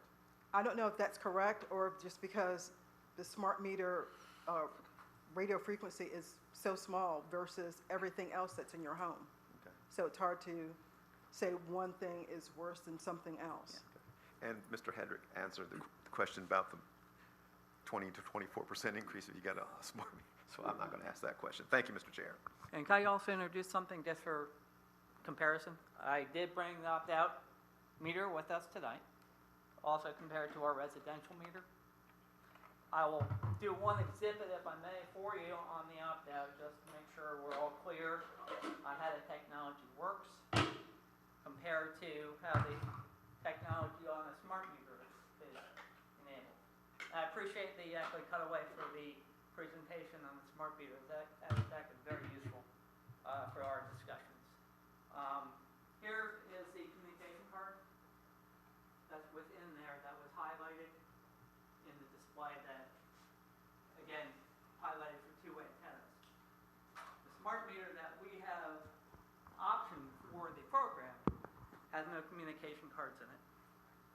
I know because I'm the one who illustrated and actually worked with our vendors to have this opt-out option. So there is no card within the opt-out meter, and this is what would be placed on the home. So that's the opt-out meter. This is the opt-out meter. Answering a question. I'm But- just gonna start the clock again. 'Cause I'm But not sure it's just answering. wanted to, for display purposes for the commission, So, for comparison. the relay or the solid state, the relay or the solid state device that turns the power on and off? In the AMI meter, Yeah, could I see that? Yeah. Could you show me that? you're an engineering guy? Jack of all trades. I was just, if this baby turns the power off to your house and the house is on full load, let's say it's drawing 200 amps at 220 volts, it obviously is not going to do that. That's why it's smart, right? It's only going to turn the power off if you're not drawing hardly any current. Well, it's rated to handle 80% load Okay? under this order. That's the reason I wanted to see it. Can you show me where that baby is? You turn it off, you don't pay the bill. That, that device way back in that block is that switch. This guy? Yeah. Okay. It's not present on the other one. Because the other one is essentially the dumb meters that we produce. What? No. It's Sorry if It's a power consumption issue. They've really reduced the size of those. Yep. So, sorry if I disrupted the time. So. Dr. Orth. Again, thank you for your presentation. I appreciate the time and effort. I'll ask the same question that I asked the other individual regarding the the radiation that decreases with square the distance. Again, that's kind of stuck about. Is that true? Is that how? Now, the one was saying that it's like parabolic. It's not linear. So if Mr. Bazzani has his meter 10 feet from his head, okay, if it's got so much radiation, how much really is his head getting? Or, as she said, it's really all encompassing. I'm just trying to wrap my head around, a device that is emitting something that has a frequency that changes over distance, but how much? But then in your house, you have all these other things that are emitting. So is your house essentially emitting RF frequencies that are throughout, that no matter where you are in your house, you're getting some radiation? Well, I know if we were at the house, let's say your wall Yeah. out there. So let's say that's 10 feet from Mr. 10 feet, Bazzani's but head. there is studies that show that curve, comparing the distance, closeness you are to the meter, and the farther away, the power output that you're exposed to. Well, that's what I'm saying, the square of the Decreases. distance decreases. But as the woman was saying, it's not linear. So that again, I'm trying to wrap my head around. Ma'am, the question wasn't directed to you. Thank you. Yeah. So again, I want to get to Mr. Bazzani's head. I don't want anything to affect him. So. There is,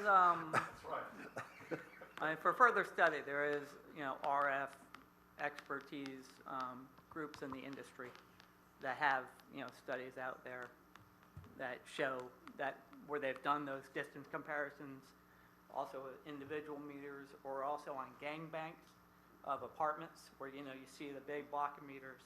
I see you shaking your head. And that same kind of methodology scientifically was applied of measuring within 3 feet and increasing the distance over, away from that to show the RF output. So I want to use Mr. Bazzani's. I'm not the expert, but. Another example. Mr. Bazzani's babysitting his grandkids. And like all of us that are grandparents, we're very concerned about their health. And he's got lots and more coming, like a good Italian. His kids are producing babies. And I know he's very concerned about their health. So I want to make sure that his kids, develop healthy. So all these things that he has in his house, how do we protect ourselves? Since you mentioned about the laptop and the cell phone and all that, what do we do? I mean, what kind of advice do we get? Because there's so much out there. Someone in the thing. So, yeah. He's not having babies, he's having grandbabies. To be frank, my granddaughter, who sleeps upstairs, we have 5 bedrooms upstairs. 2 of them are being used by our grandchildren. The one that my granddaughter uses is about 4 feet away from the meter, where her crib is up against the window and against the wall. So I don't know. I'm seeing studies that RF frequency radiation coming from these smart meters isn't safe. There haven't been enough studies to show that they are safe. So just kind of concerned. That's why I decided to opt out, and that's why I shared the opportunity to opt out with my constituents. And so there. So, ladies and gentlemen, if you want to opt out, you had an opportunity to do that when I sent out the form. Yeah, and I would say this will help you with one element of your home, Mr. Bazzani. It'll take that out of the equation at least. Everything else, Dominion Power can't account for beyond that. By the way, you mentioned that these old meters decrease in efficiency over time. How do you measure that? How do you know that we aren't using the amount of electricity that our devices are telling you when you go out and read them? We have annual SCC sampling programs that we need to do on all classes of our meters. So this is an annual program that we do. We take a sample of those, and that would be part of the sample. So over that time, measured against industry standards, ANSI for measurement and accuracy. We measured against those industry standards and determine what lots may start being out of compliance or out of accuracy. Yep. Oh, no. I've been there.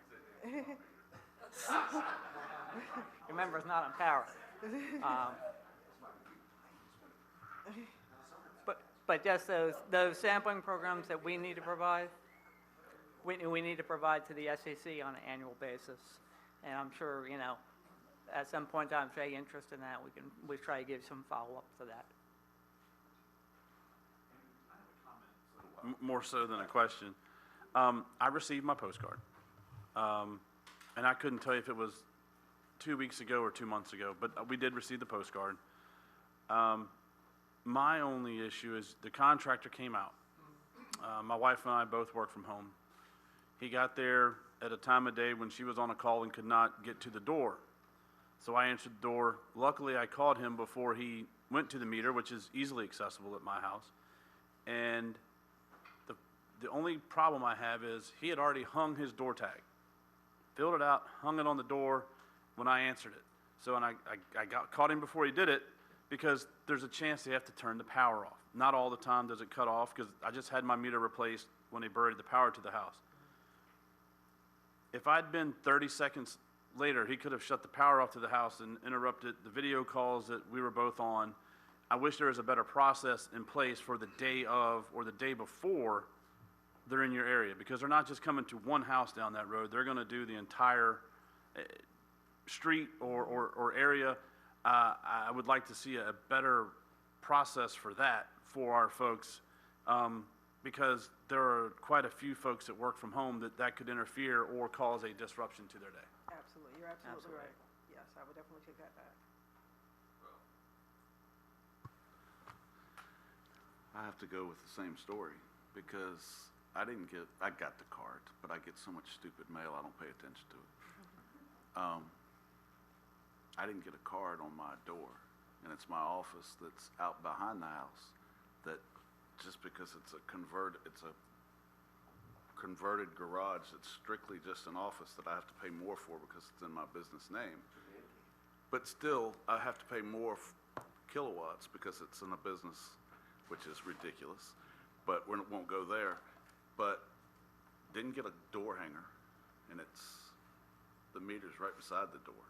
So I know he went by the door to get to the meter and pulled it off, and computers and everything else shut down while I wasn't there, and had to go back and do a little bit of work to make up the difference. So there needs to be some way of letting people know that that's either happening on a day or whatever else. And that's one of the takeaways from the conversation that our team had with Virginians for Safe Technology, was that they were going to look at our communications strategy, what we're doing now, and what needs to happen in the future. So I will definitely share that information with them. And the other thing that I'll say is it seems to be a lot of allegations about different things tonight. In the event of a fire, do you take the meter off a house? Does Dominion ever take the meter off a house? They do pull the meter. My husband used to be a serviceman with the company, so.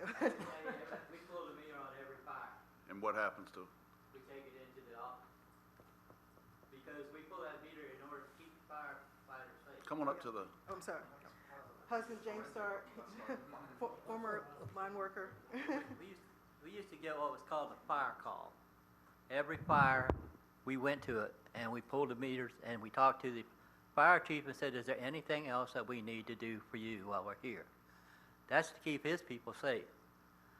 And another thing I'd like to add, how many people have their meter in their garage, outside the garage, rather than the house? I know we do. Outside the garage? Yes. Now, I know you said yours is not, but I bet you most of the other people, their meter's outside the garage. And how is that gonna affect you with the RF, you know? I understand your point. However, there's quite a few homes that don't have garages. That's right, Yeah. that's true, in apartments. what happens to that meter in the event of? It goes into, we take it into our office. Back. I take that meter, I write down all the information, the number, what it reads, and I take it in the office and turn it into the storeroom. And it goes back to Richmond eventually, and is resurfaced and put back into use. So if a homeowner were to request that meter for any kind of forensic investigation, they would be able to get that meter? If they came into our office and talked to somebody in the storeroom, they might be able to. Other than that, I don't know. I really don't know. Unless it's under unless there's a active fire investigation going on, we are required to keep that for that investigation. And one other thing I might say, I have never gone on a fire call that the meter was the cause of the fire. That's what I was getting ready to ask next. That's my exact same question. Every time we've gone on a fire call and it's been at the meter base, it's because the connections behind the meter were bad. And that is the responsibility of the homeowner, because they installed the meter base. The only thing we own is the meter that goes in it. Right. So there's a line side and there's a load side. The line side, just like the name says, all the lines that go to a home and the meter. That's Dominion's part. The meter base, which we can provide to the customer. We do. And the provide it lines, free. and the lines behind the meter and the panel box and all the wiring in the house is the customer's responsibility. So with so the fires that the individual that made the presentation prior to you showed a number of very distinct what were fires right there. Did people investigate what caused the fire? Was it the meter, or was it something inside? That I couldn't, wait a minute, that I couldn't tell you because they didn't happen on Dominion Energy's territory. I believe when I saw one presentation, it was like Michigan, so not Dominion Energy's territory. Now, I can tell you for the smart meters that we have, the great feature that's on there is when it gets overheated, it alerts us and we send someone out there immediately. So have you had any fires with your smart meters? No, we have not. Have you had any overheat? Yes, and they've been addressed before anything else could happen. We get an alert that says, hey, we're overheating, you need to do something. Can I give an anecdotal? Oh, absolutely. Let me give you an anecdotal story about the feature of that particular thing. I was, about 5 years ago, alerted to a potential that they wanted me to monitor and look into up in Alexandria, Virginia. Started my monitoring at 8:30 in the morning. As we can get the reads from the meter and pick up that particular piece of information to tell us what the temperature is. I saw it go from a level normal 95 Fahrenheit, jump to 130, jump to 160 by 10, 11:30. A very hot day, summer day. I called, we got a servicer out there immediately to go look. Turned out what the issue was is that the homeowner at that day was having an open house. They had pool pumps, they had AC running full blast, they had everything, and also the way it was wired, everything was wired off of one leg of the service and not balanced. So we were able to make the condition safe with the AMI information, notify the homeowner of what needed to be done so they can make the fix. And that, again, is an anecdotal, firsthand experience. So what was the How fix? the AMI data helped. So what was the recommendation when you saw that? Well, let's get the electrician out to make sure they balance the load on the legs. Not have a pool pump, heat pump, everything running off of one phase, but load balance that to have, and came back and looked at it, on a week later, everything was normalized, still hot day on that particular one. So again, there are some benefits to having the data available to us so we can be more proactive than reactive. Absolutely. Any more questions? Thank you, Ms. Bray. Thank you. Thank you for your time. Although you're retired, thank you. I'm loving it too. Don't move that baby that away. I do, I need to move that further away from here. Anybody want to let's take a couple minute break. We're going to take about a 5-minute break.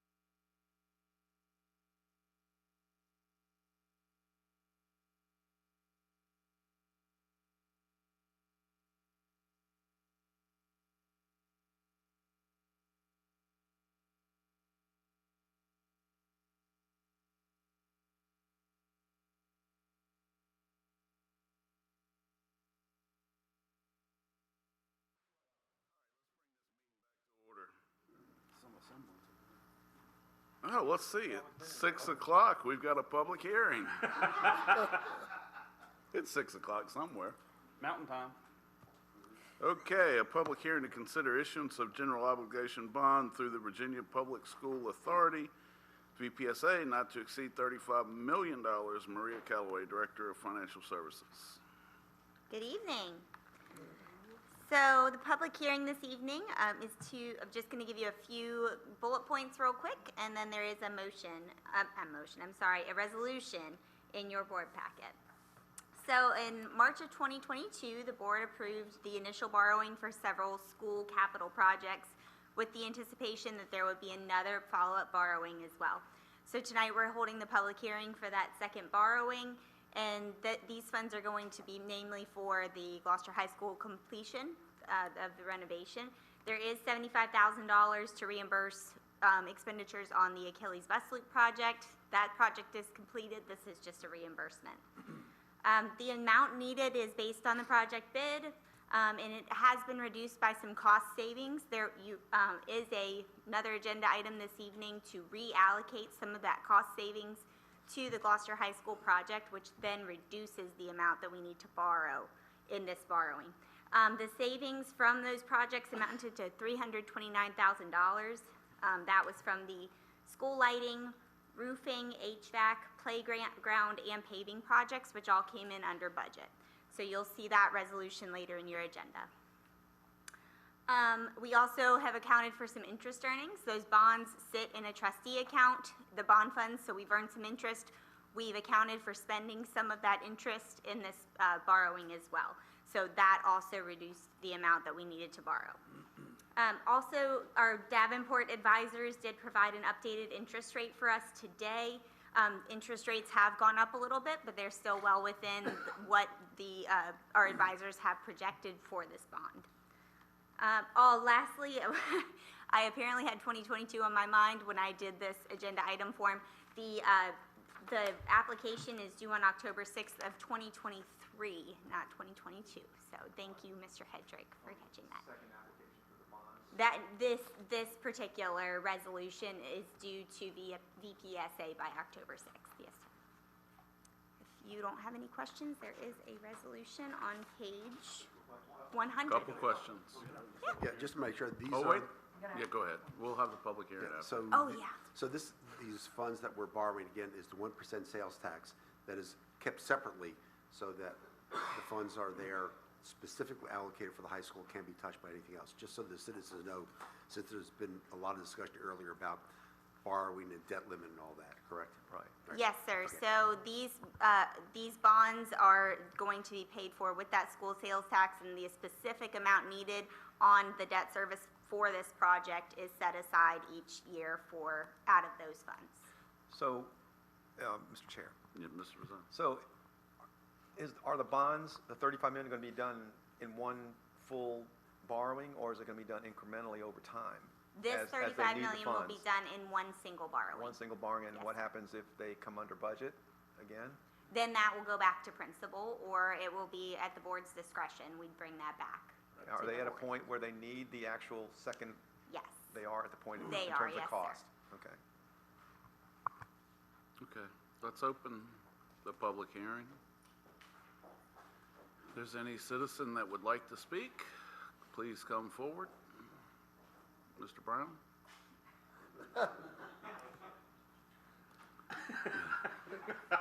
Come on. You're a citizen. Ms. Cronin, anybody call in? No, Mr. Chair. Or email? No, Mr. Chair. Or text? Or don't- fax? No, sir. Carrier pigeon? Smoke signals? No, I don't want to bring up smoke because it might be a screen.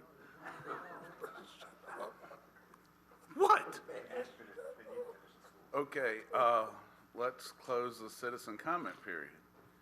Now, any more questions for Ms. Calloway?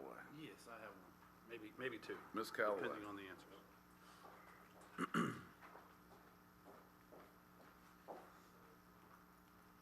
Our not to exceed amount for this borrowing is $35 million tonight. What was it expected to be until the savings? Was it close to that, or? Yeah, and it's all dependent upon exactly where they were in the project, and then we did, We didn't use all of the interest that has been earned because we do have a potential for arbitrage. So we're trying to be conservative in that respect as well. So I don't have an exact number on what we would have expected. Arbitrage, what kind of arbitrage?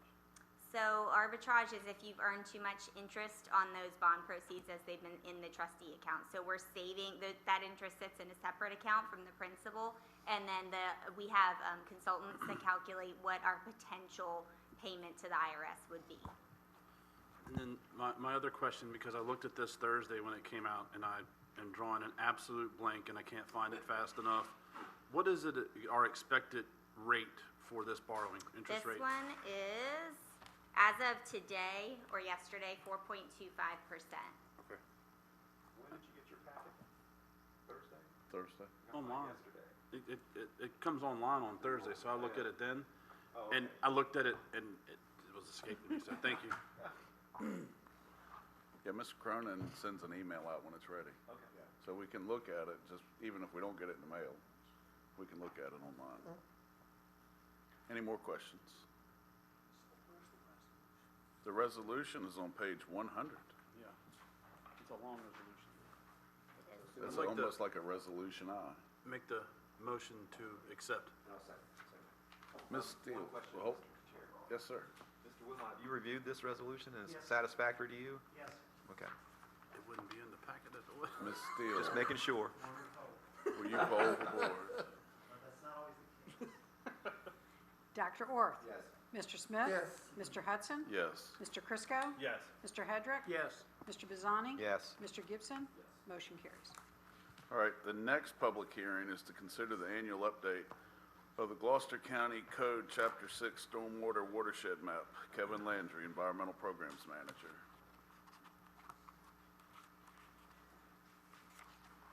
Good evening, members of the board. I do have a presentation this evening. Short presentation.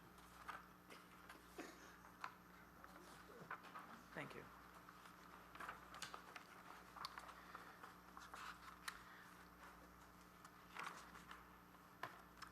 Okay, tonight's presentation, public hearing is for the Watershed Map Update 2023. This is our 5th iteration, believe it or not. Kevin, can you move that? Sorry. Yes. Put a bigger mic on. And lift it up. Thank you.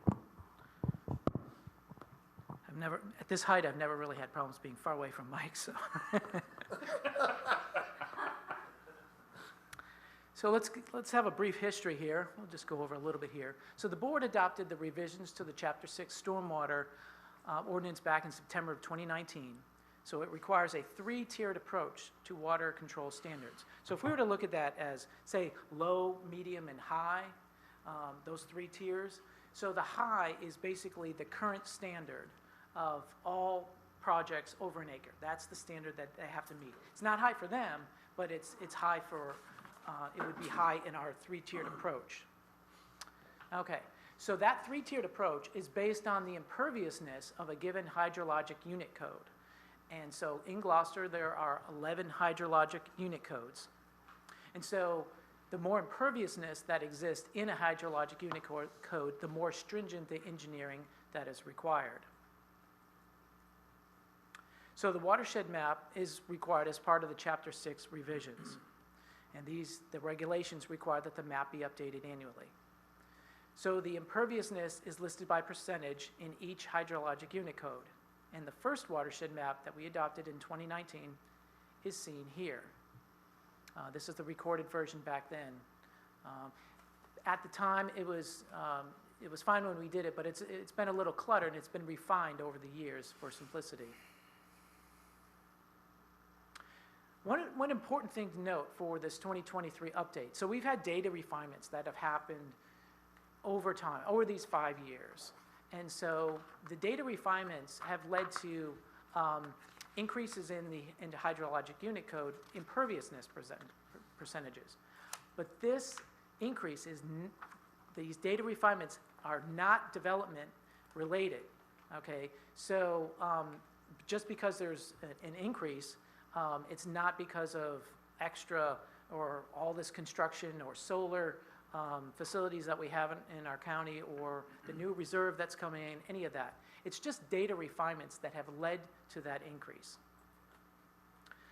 So this updated map for 2023 was provided by the assessment department and compiled by our Gloucester County GIS department. So thank you, Rita Taylor and Dan Thomas. They were instrumental in pulling all this data together. It was a lot of number crunching for them. So back in 2022, we refined the data a little bit. So they broke the roads and driveways into separate features. Prior to that, they were kind of the same thing, believe it or not.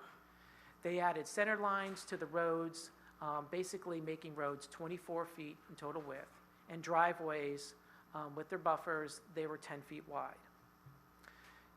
Further here in 2023, they refined the data even more. So we've captured driveways regardless of the length. So back previously, 2022 and prior, driveways less than 200 feet were not even captured at all. So now that we've added that data in, it's more accurate. Yes, yes, Mr. Orth. So quickly on driveways, not all driveways are asphalted. So how do you know if a driveway is asphalted versus has gravel or sand? Can you tell that from the GIS, and are those driveways excluded from the HUC codes?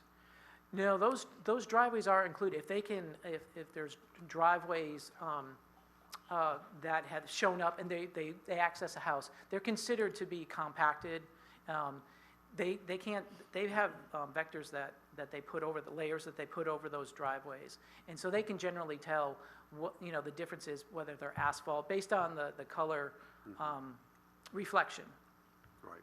So a driveway like mine, which ends from an asphalt road to a gravel road, the asphalt's counted because it's a right-of-way, but then to my house, gravel would not be considered impervious? It would be. It would, no. It would be, yeah. Okay. And that's why there's an increase, because they're capturing, it's kind of, pig. I guess when I was younger, I had, my kids had Legos all over the place, and I thought I did a pretty good job of picking them up until I'd step on one in the middle of the night or something like that. So it's kind of like that, it's adding these little pieces that they miss along the way. So,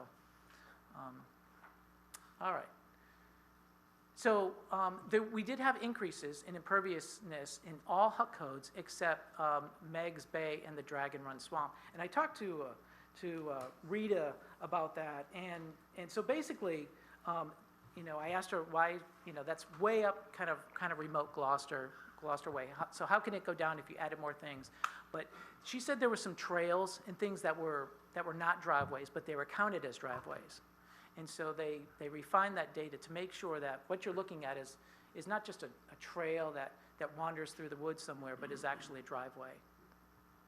And so getting back to the stormwater engineering tier, the low, medium, high qualifications. So the Craney Creek, Fox Mill Run HUC code did increase to the middle tier. It went from low to the middle tier.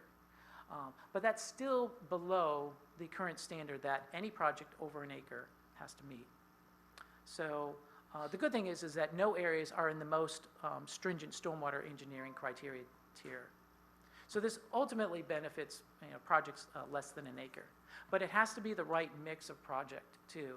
And thus far we haven't had projects that fit that criteria, such as the Valvoline project that we had here in Fox Mill Center. Yeah, it's very small, but it's also served by a regional stormwater facility, so it doesn't meet this. It doesn't have to meet this standard. It's already served by a regional facility. So let's take a look here a little quickly. This is the watershed map 2022 versus 2023. You can see the imperviousness that went down in the Meg's Bay HUC code and the increases in the Craney Creek Fox Mill Run HUC code, kind of in the center of the county, just a little bit. Sarah Creek increased a little bit. Am I reading that correct? Yes, they all increased. They all increased except Meg's Bay. However, it was only the Craney Creek Fox Mill Run HUC code that actually went from one tier, from the low tier to the middle tier. None of the other HUC codes changed any tiers. Can we ask questions while he's on a roll? Let him go through it. Oh, yeah. Thanks. So I'm pretty much done, yeah. So these are just comparing the two. We simplified the maps from 2019 to 2023. They're much more simplified, easier to read, easier to record as well.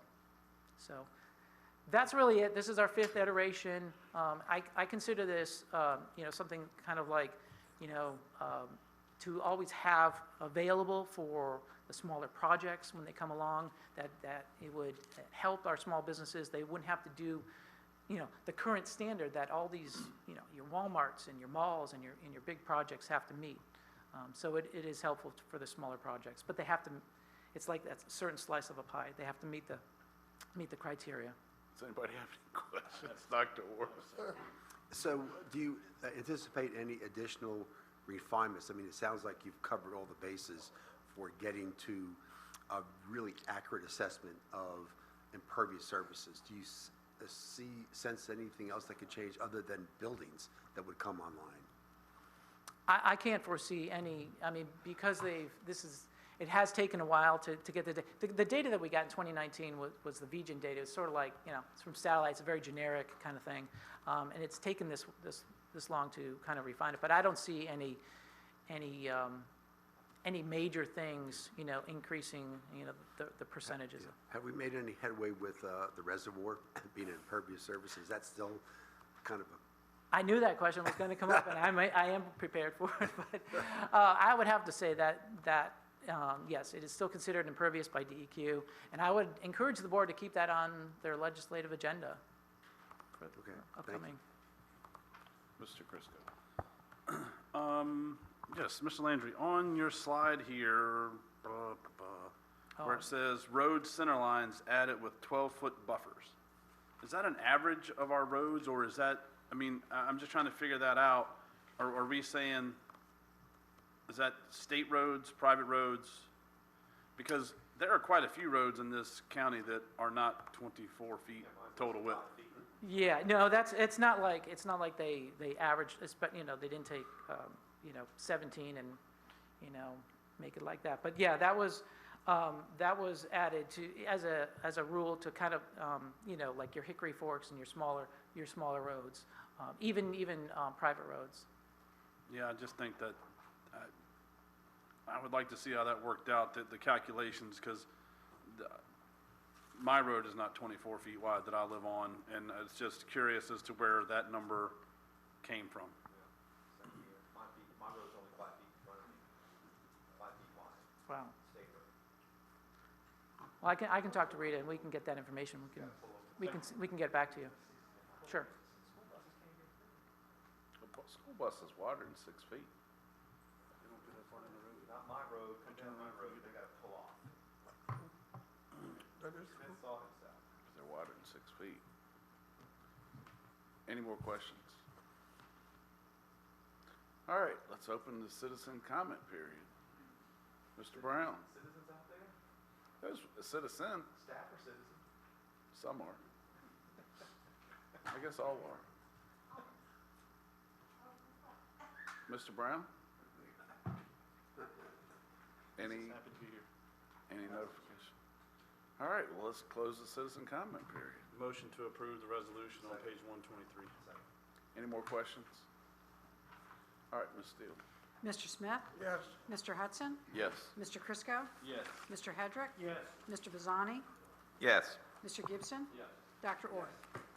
Motion carries. Thank you. All right, thank you. All right, next item on the agenda is a request to reallocate remaining 2022 VPSA, Virginia Public School Authority bond proceeds to Gloucester High School renovation. Ms. Callaway.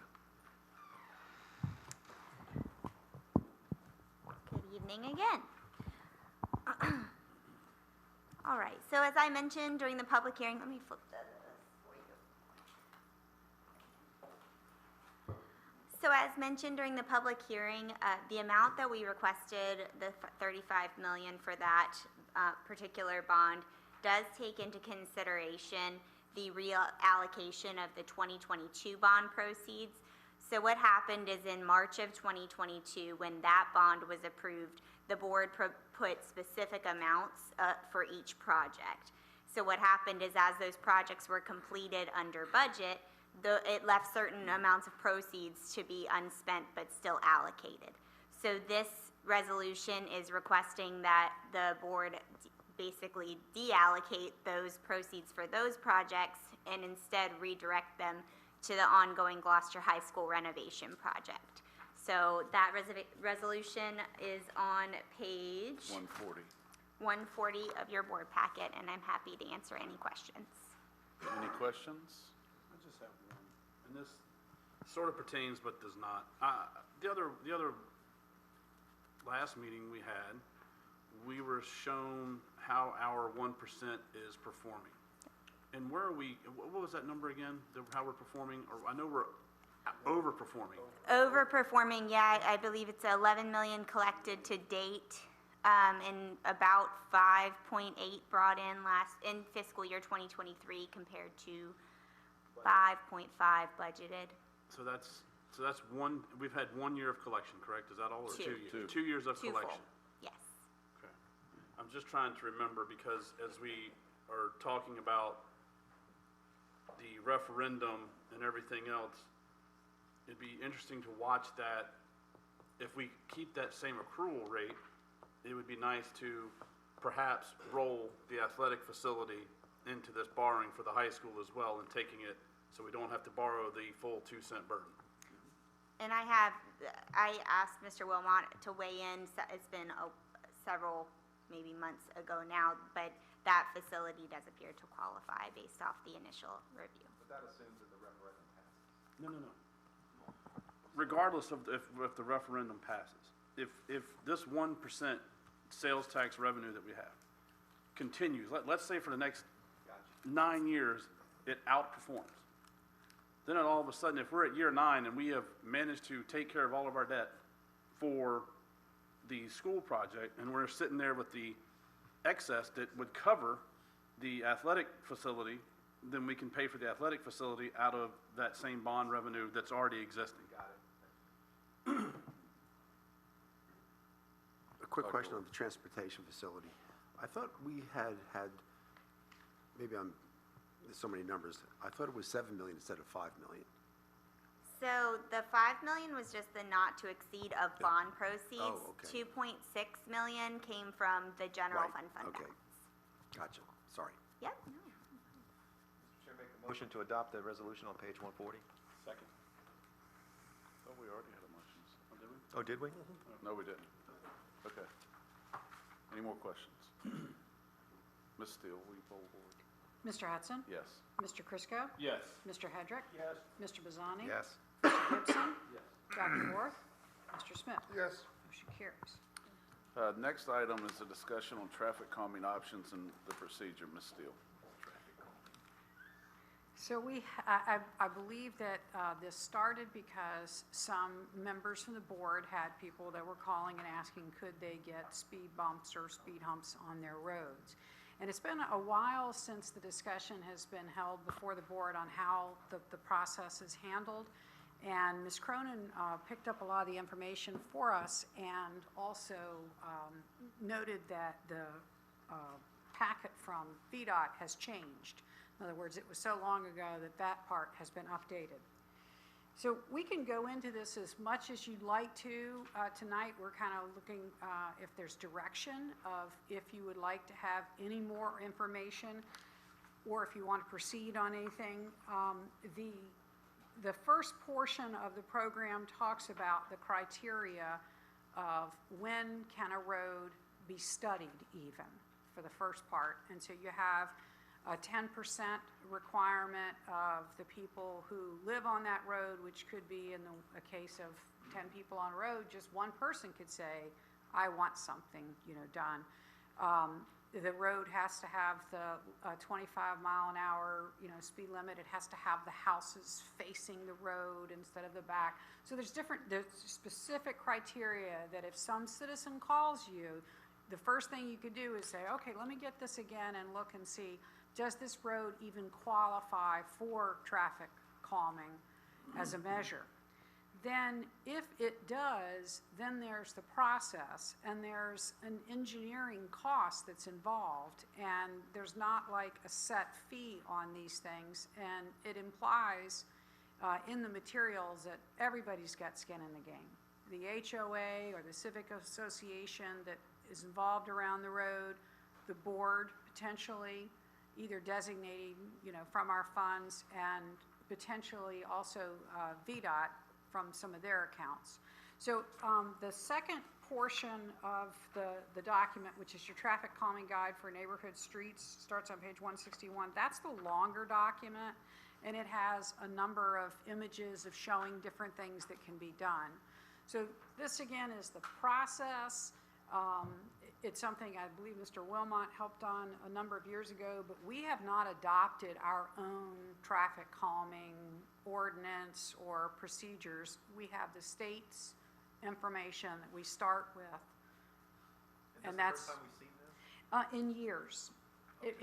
There's been presentations, but it was before 2018. I don't know if you remember what year, 2012. So I knew it'd been a long time, new board members, and again, new state material as well. I believe it might have been Dr. Orth that had the call, that's how I was thinking.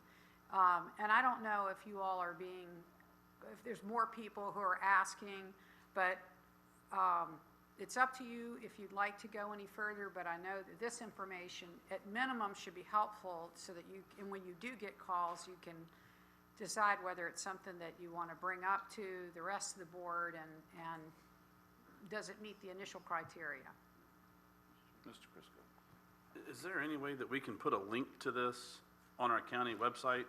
Sure. So that way we can, if someone reaches out and say, hey, there's a link on the website, go check it out, and then they can come back to us or staff and go, we still have an issue, we're willing to pay the engineering fee, because that's where we should start with these, is, in my opinion. I don't know what the board thinks, but if we can have a link to this on the website, wherever it makes the most sense, and then handle it that way. We don't have a ton of these calls, but if the information's there and we have access to point these people in that right direction, I think that's all we need to do. Yeah, I think Mr. Chriscoe has a good idea. It would be nice to have it as simplified as possible, because it would be good to have right up front the steps right there in bold. Those 1, This 2, is what, 3s. if you're interested in a traffic calming, process, here are the steps, number 1, 2, 3, 4. I read through this, and there's a lot of information there, a lot of different ways to approach this, from signs to actual physical structures that go from a simple speed bump to speed lumps. And yeah.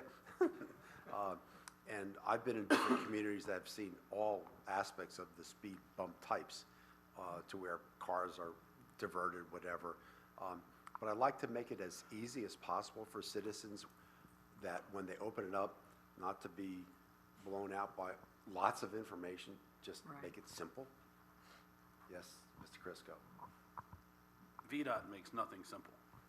I know that, but maybe we could help a little bit for those citizens, because I know I'll reach out to the individual that called me. I failed to call him and let him know that we were going to talk about this, but he can do the video.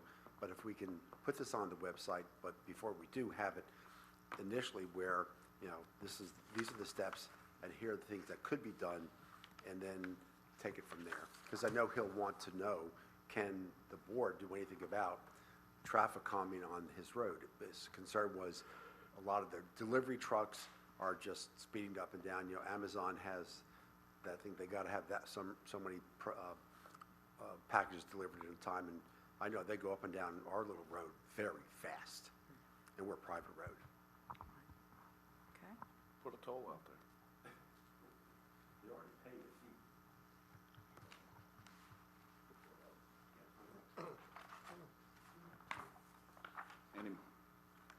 Any more questions about the traffic calming? Okay. You'll call. Let's move to the initial discussion on legislative agenda topics for 2024. Okay, we've already gotten one suggestion to keep on there. You have a copy that was passed out of last year's agenda, just to remind you of what it looked like, so that should be at your seat. One of the things that I mentioned was the possibility of focusing in on the things that are more of an ask and versus the things that are support for. And so I'll put out a draft for you all, but I would like to get input of different things that you'd like to see, either keeping things on here or adding things. I would appreciate, again, input from you. I have heard different comments being made regionally, so it could be something that you all might want to hone in on, or you may just want to say you support the PDC's efforts to, because the Hampton Roads PDC is pushing for more VDOT maintenance money to help with road repair, and I think that is a big one. The other thing that I neglected to mention is that the PDC also, and I don't know whether our Middle Peninsula one doesn't normally do the full agenda because we have Bob Crockett there, Robert Crockett, helping with legislative issues, but all the PDCs have not gotten an increase in state funding for years, and so the Hampton Roads legislative packet shows the decline, like the state has dropped off in their responsibility, so they're pushing to have that raised. There may be other things that you all are familiar with that are coming from other agencies, or things that you might want to say, we support this, or we support it. I do believe that you will be getting a letter from the Friends of Machicomico to try and help support more directly the funding for that park, which that item would be rewritten because of the master planning that's going on. So I'm prepared to do the draft and would appreciate, again, your feedback. Oh, I also forgot to mention, we did get, and I will send it out to you so you can start looking at it and give me comments on that. The Clean Community Group, the Clean Community and the Clean and Green Committee has a number of items that they've requested support on. So I want you all to see that and decide what you're comfortable with. In the way that we do our sequencing, we have the joint meeting coming up with the school board. They will provide their information, so you'll hear what their legislative items are. And then at the November meeting, we would be hopefully adopting your legislative agenda so that you would have it in time to go to VACO with you. Dr. Orth. Okay, so every year we come up with a big list of legislative items. How many of those items actually get approved or get put in? Do we know that? I mean, do we have a list of, like, 5 years ago we had these items, and some have carried over year after year after year, but some obviously have made it through either through VACO or whatever. It'd be nice to know the suggestions that have come from this body. Have they been successful or not? A lot of what we do is we are trying to maintain the status quo so that these things don't get changed and sent back to us as a burden on our localities. Some of these have been approved, but the funding for standards of quality has not come to the level that it should. Even with the windfall that they spent on that this year, it's not there. A lot of this is just a matter of us trying to keep getting what we're getting. So it is effective, and that's what we're dealing with, is trying to keep getting what we get. And if we don't push some of these, we're going to lose them. So we're going to end up spending more of our taxpayer money locally for these things. These are very similar throughout the state. There's nobody that's really, no one's off on a tangent going, oh, we need this. But these things are trying to make sure we stay whole and can afford to do what we've been doing it for our citizens with what the state pushes towards us. And we have done, like with the sales tax, that was an actual lobbying effort to have Gloucester added to that bill. We did that years ago for lodging tax. So sometimes there's much more of an ask. I think we need to get to that point personally for Machicomico. I think it's going to take a couple years, but I think it would be helpful to really push for that. Another thing, depending upon what the board wants to do about short-term rentals, you could support something that just says, don't take local authorities' power away. You know, it's not saying that our county has to do anything, but just not wanting to have that power stripped where they would take it. And I apologize, but that reminded me, I knew there was one more thing I wanted to include on county administrator comments, and this is so late in the game, I'll have to direct people to it, but I did want to make a correction. I mean, we've got short-term rental information will be coming up in future meetings, but I stated when we were talking the presentation that we were not getting funds from VRBO, and we are. So that was one of the 5, and we've clarified that. And it was great that we figured that out first, but we also had a citizen who has a short-term rental facility and uses them and says, I know we're paying you, and she had heard the comment. So I was able to say, yes, we are getting your money. It's not like gone off into space or something. And I want to make the board aware of another thing that we might want to add under VDOT. You know, our friend, the Smart Scale program that was resulting in the proposition of the R-cut. Our Fredericksburg area this year, all of the localities that are in the Fredericksburg service area are only going to be able to submit 1 Smart Scale per locality because we don't have enough engineers in the Fredericksburg area to do what we've done in the past. So we may want to have VDOT fix this issue. Not that I'm a fan of Smart Scale, but the rest of the state is able to apply for 4 projects per locality and then 4 projects from their planning district commission, 1 per locality, 1 per planning district commission for the Fredericksburg region because there's not enough engineers in our region. So our little area is going to be left out of a pool of state funding because we have to minimize our allotments to this. And this won't happen prior to these have to be in prior to the General Assembly hearing this, but there's a big problem with our rural localities not being able to participate fully against everybody else. Yeah, and that was just a difficulty in hiring people was what I took away from that conversation. Yeah, but VDOT's big enough that they should allow our projects to go to different engineers throughout VDOT They should to be way that they should be able to handle the amount of paperwork with the engineers that they have on staff. And if that's the case, then they should make the number the same statewide versus only region-wide. Because unfortunately, everybody statewide pays the same amount of state taxes. However, we only get the benefit of trying to get one project funded that way.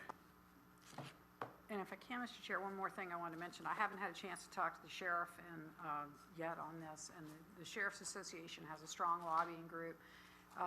Last year, they thought they were going to get the flock camera approval for use of flock cameras on the Virginia right-of-way, on the VDOT's right-of-way, and that didn't happen. And I still haven't heard exactly why not, but that might be one where, again, we'll hear about wanting to support legislation. It would sort of fit into those other categories, but I think most of us have talked positively and have heard the sheriff talk positively about the flock cameras.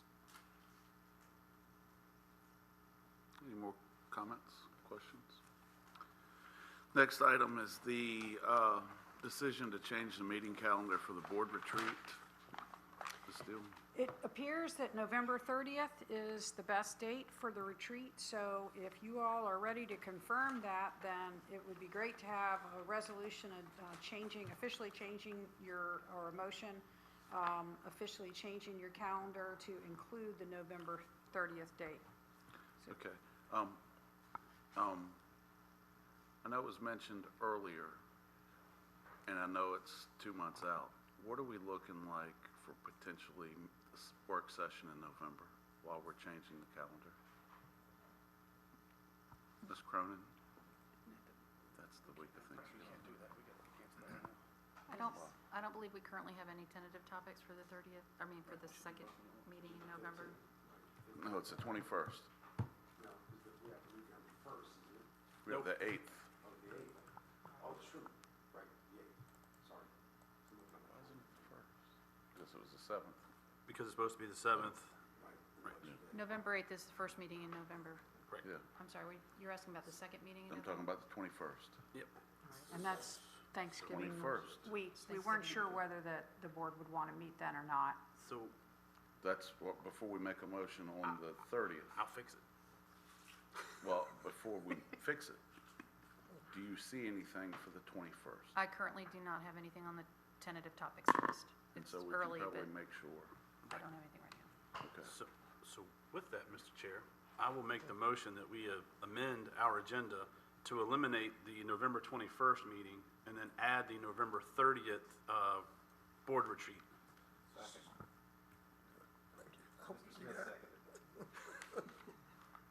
All right, that's a motion, so just head nods, or how do you want to do this? I was going to do it by name, just Okay. roll call. So, Mr. Chriscoe? Yes. Mr. Hedrick? Yes. Mr. Bazzani? Yes. Mr. Gibson? Yes. Dr. Orth? Mr. Smith? Yes. Mr. Hudson? Yes. Next item is county board appointments. Nothing. We've got Petsworth. Nobody wants to work? Yep, okay. Well, we'll move to county attorney items. Be here. Just I'm like, gonna be a grandfather. Congratulations. First time? Runs in the family. Yes, first time. St. Patrick's. It's a great day. That's what I hear. You're going to convince her to be an attorney, right? No, I'm gonna convince her not to. We count. County administrator. Not a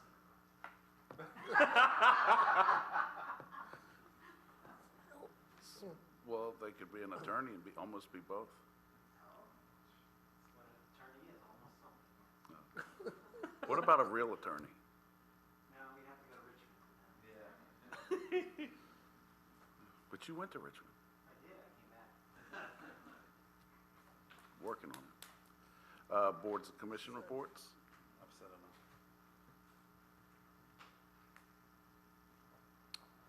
Supervisor discussion. I think we've discussed enough. No closed meeting, so we only have one other item. Second. All in favor? Aye. Meeting adjourned.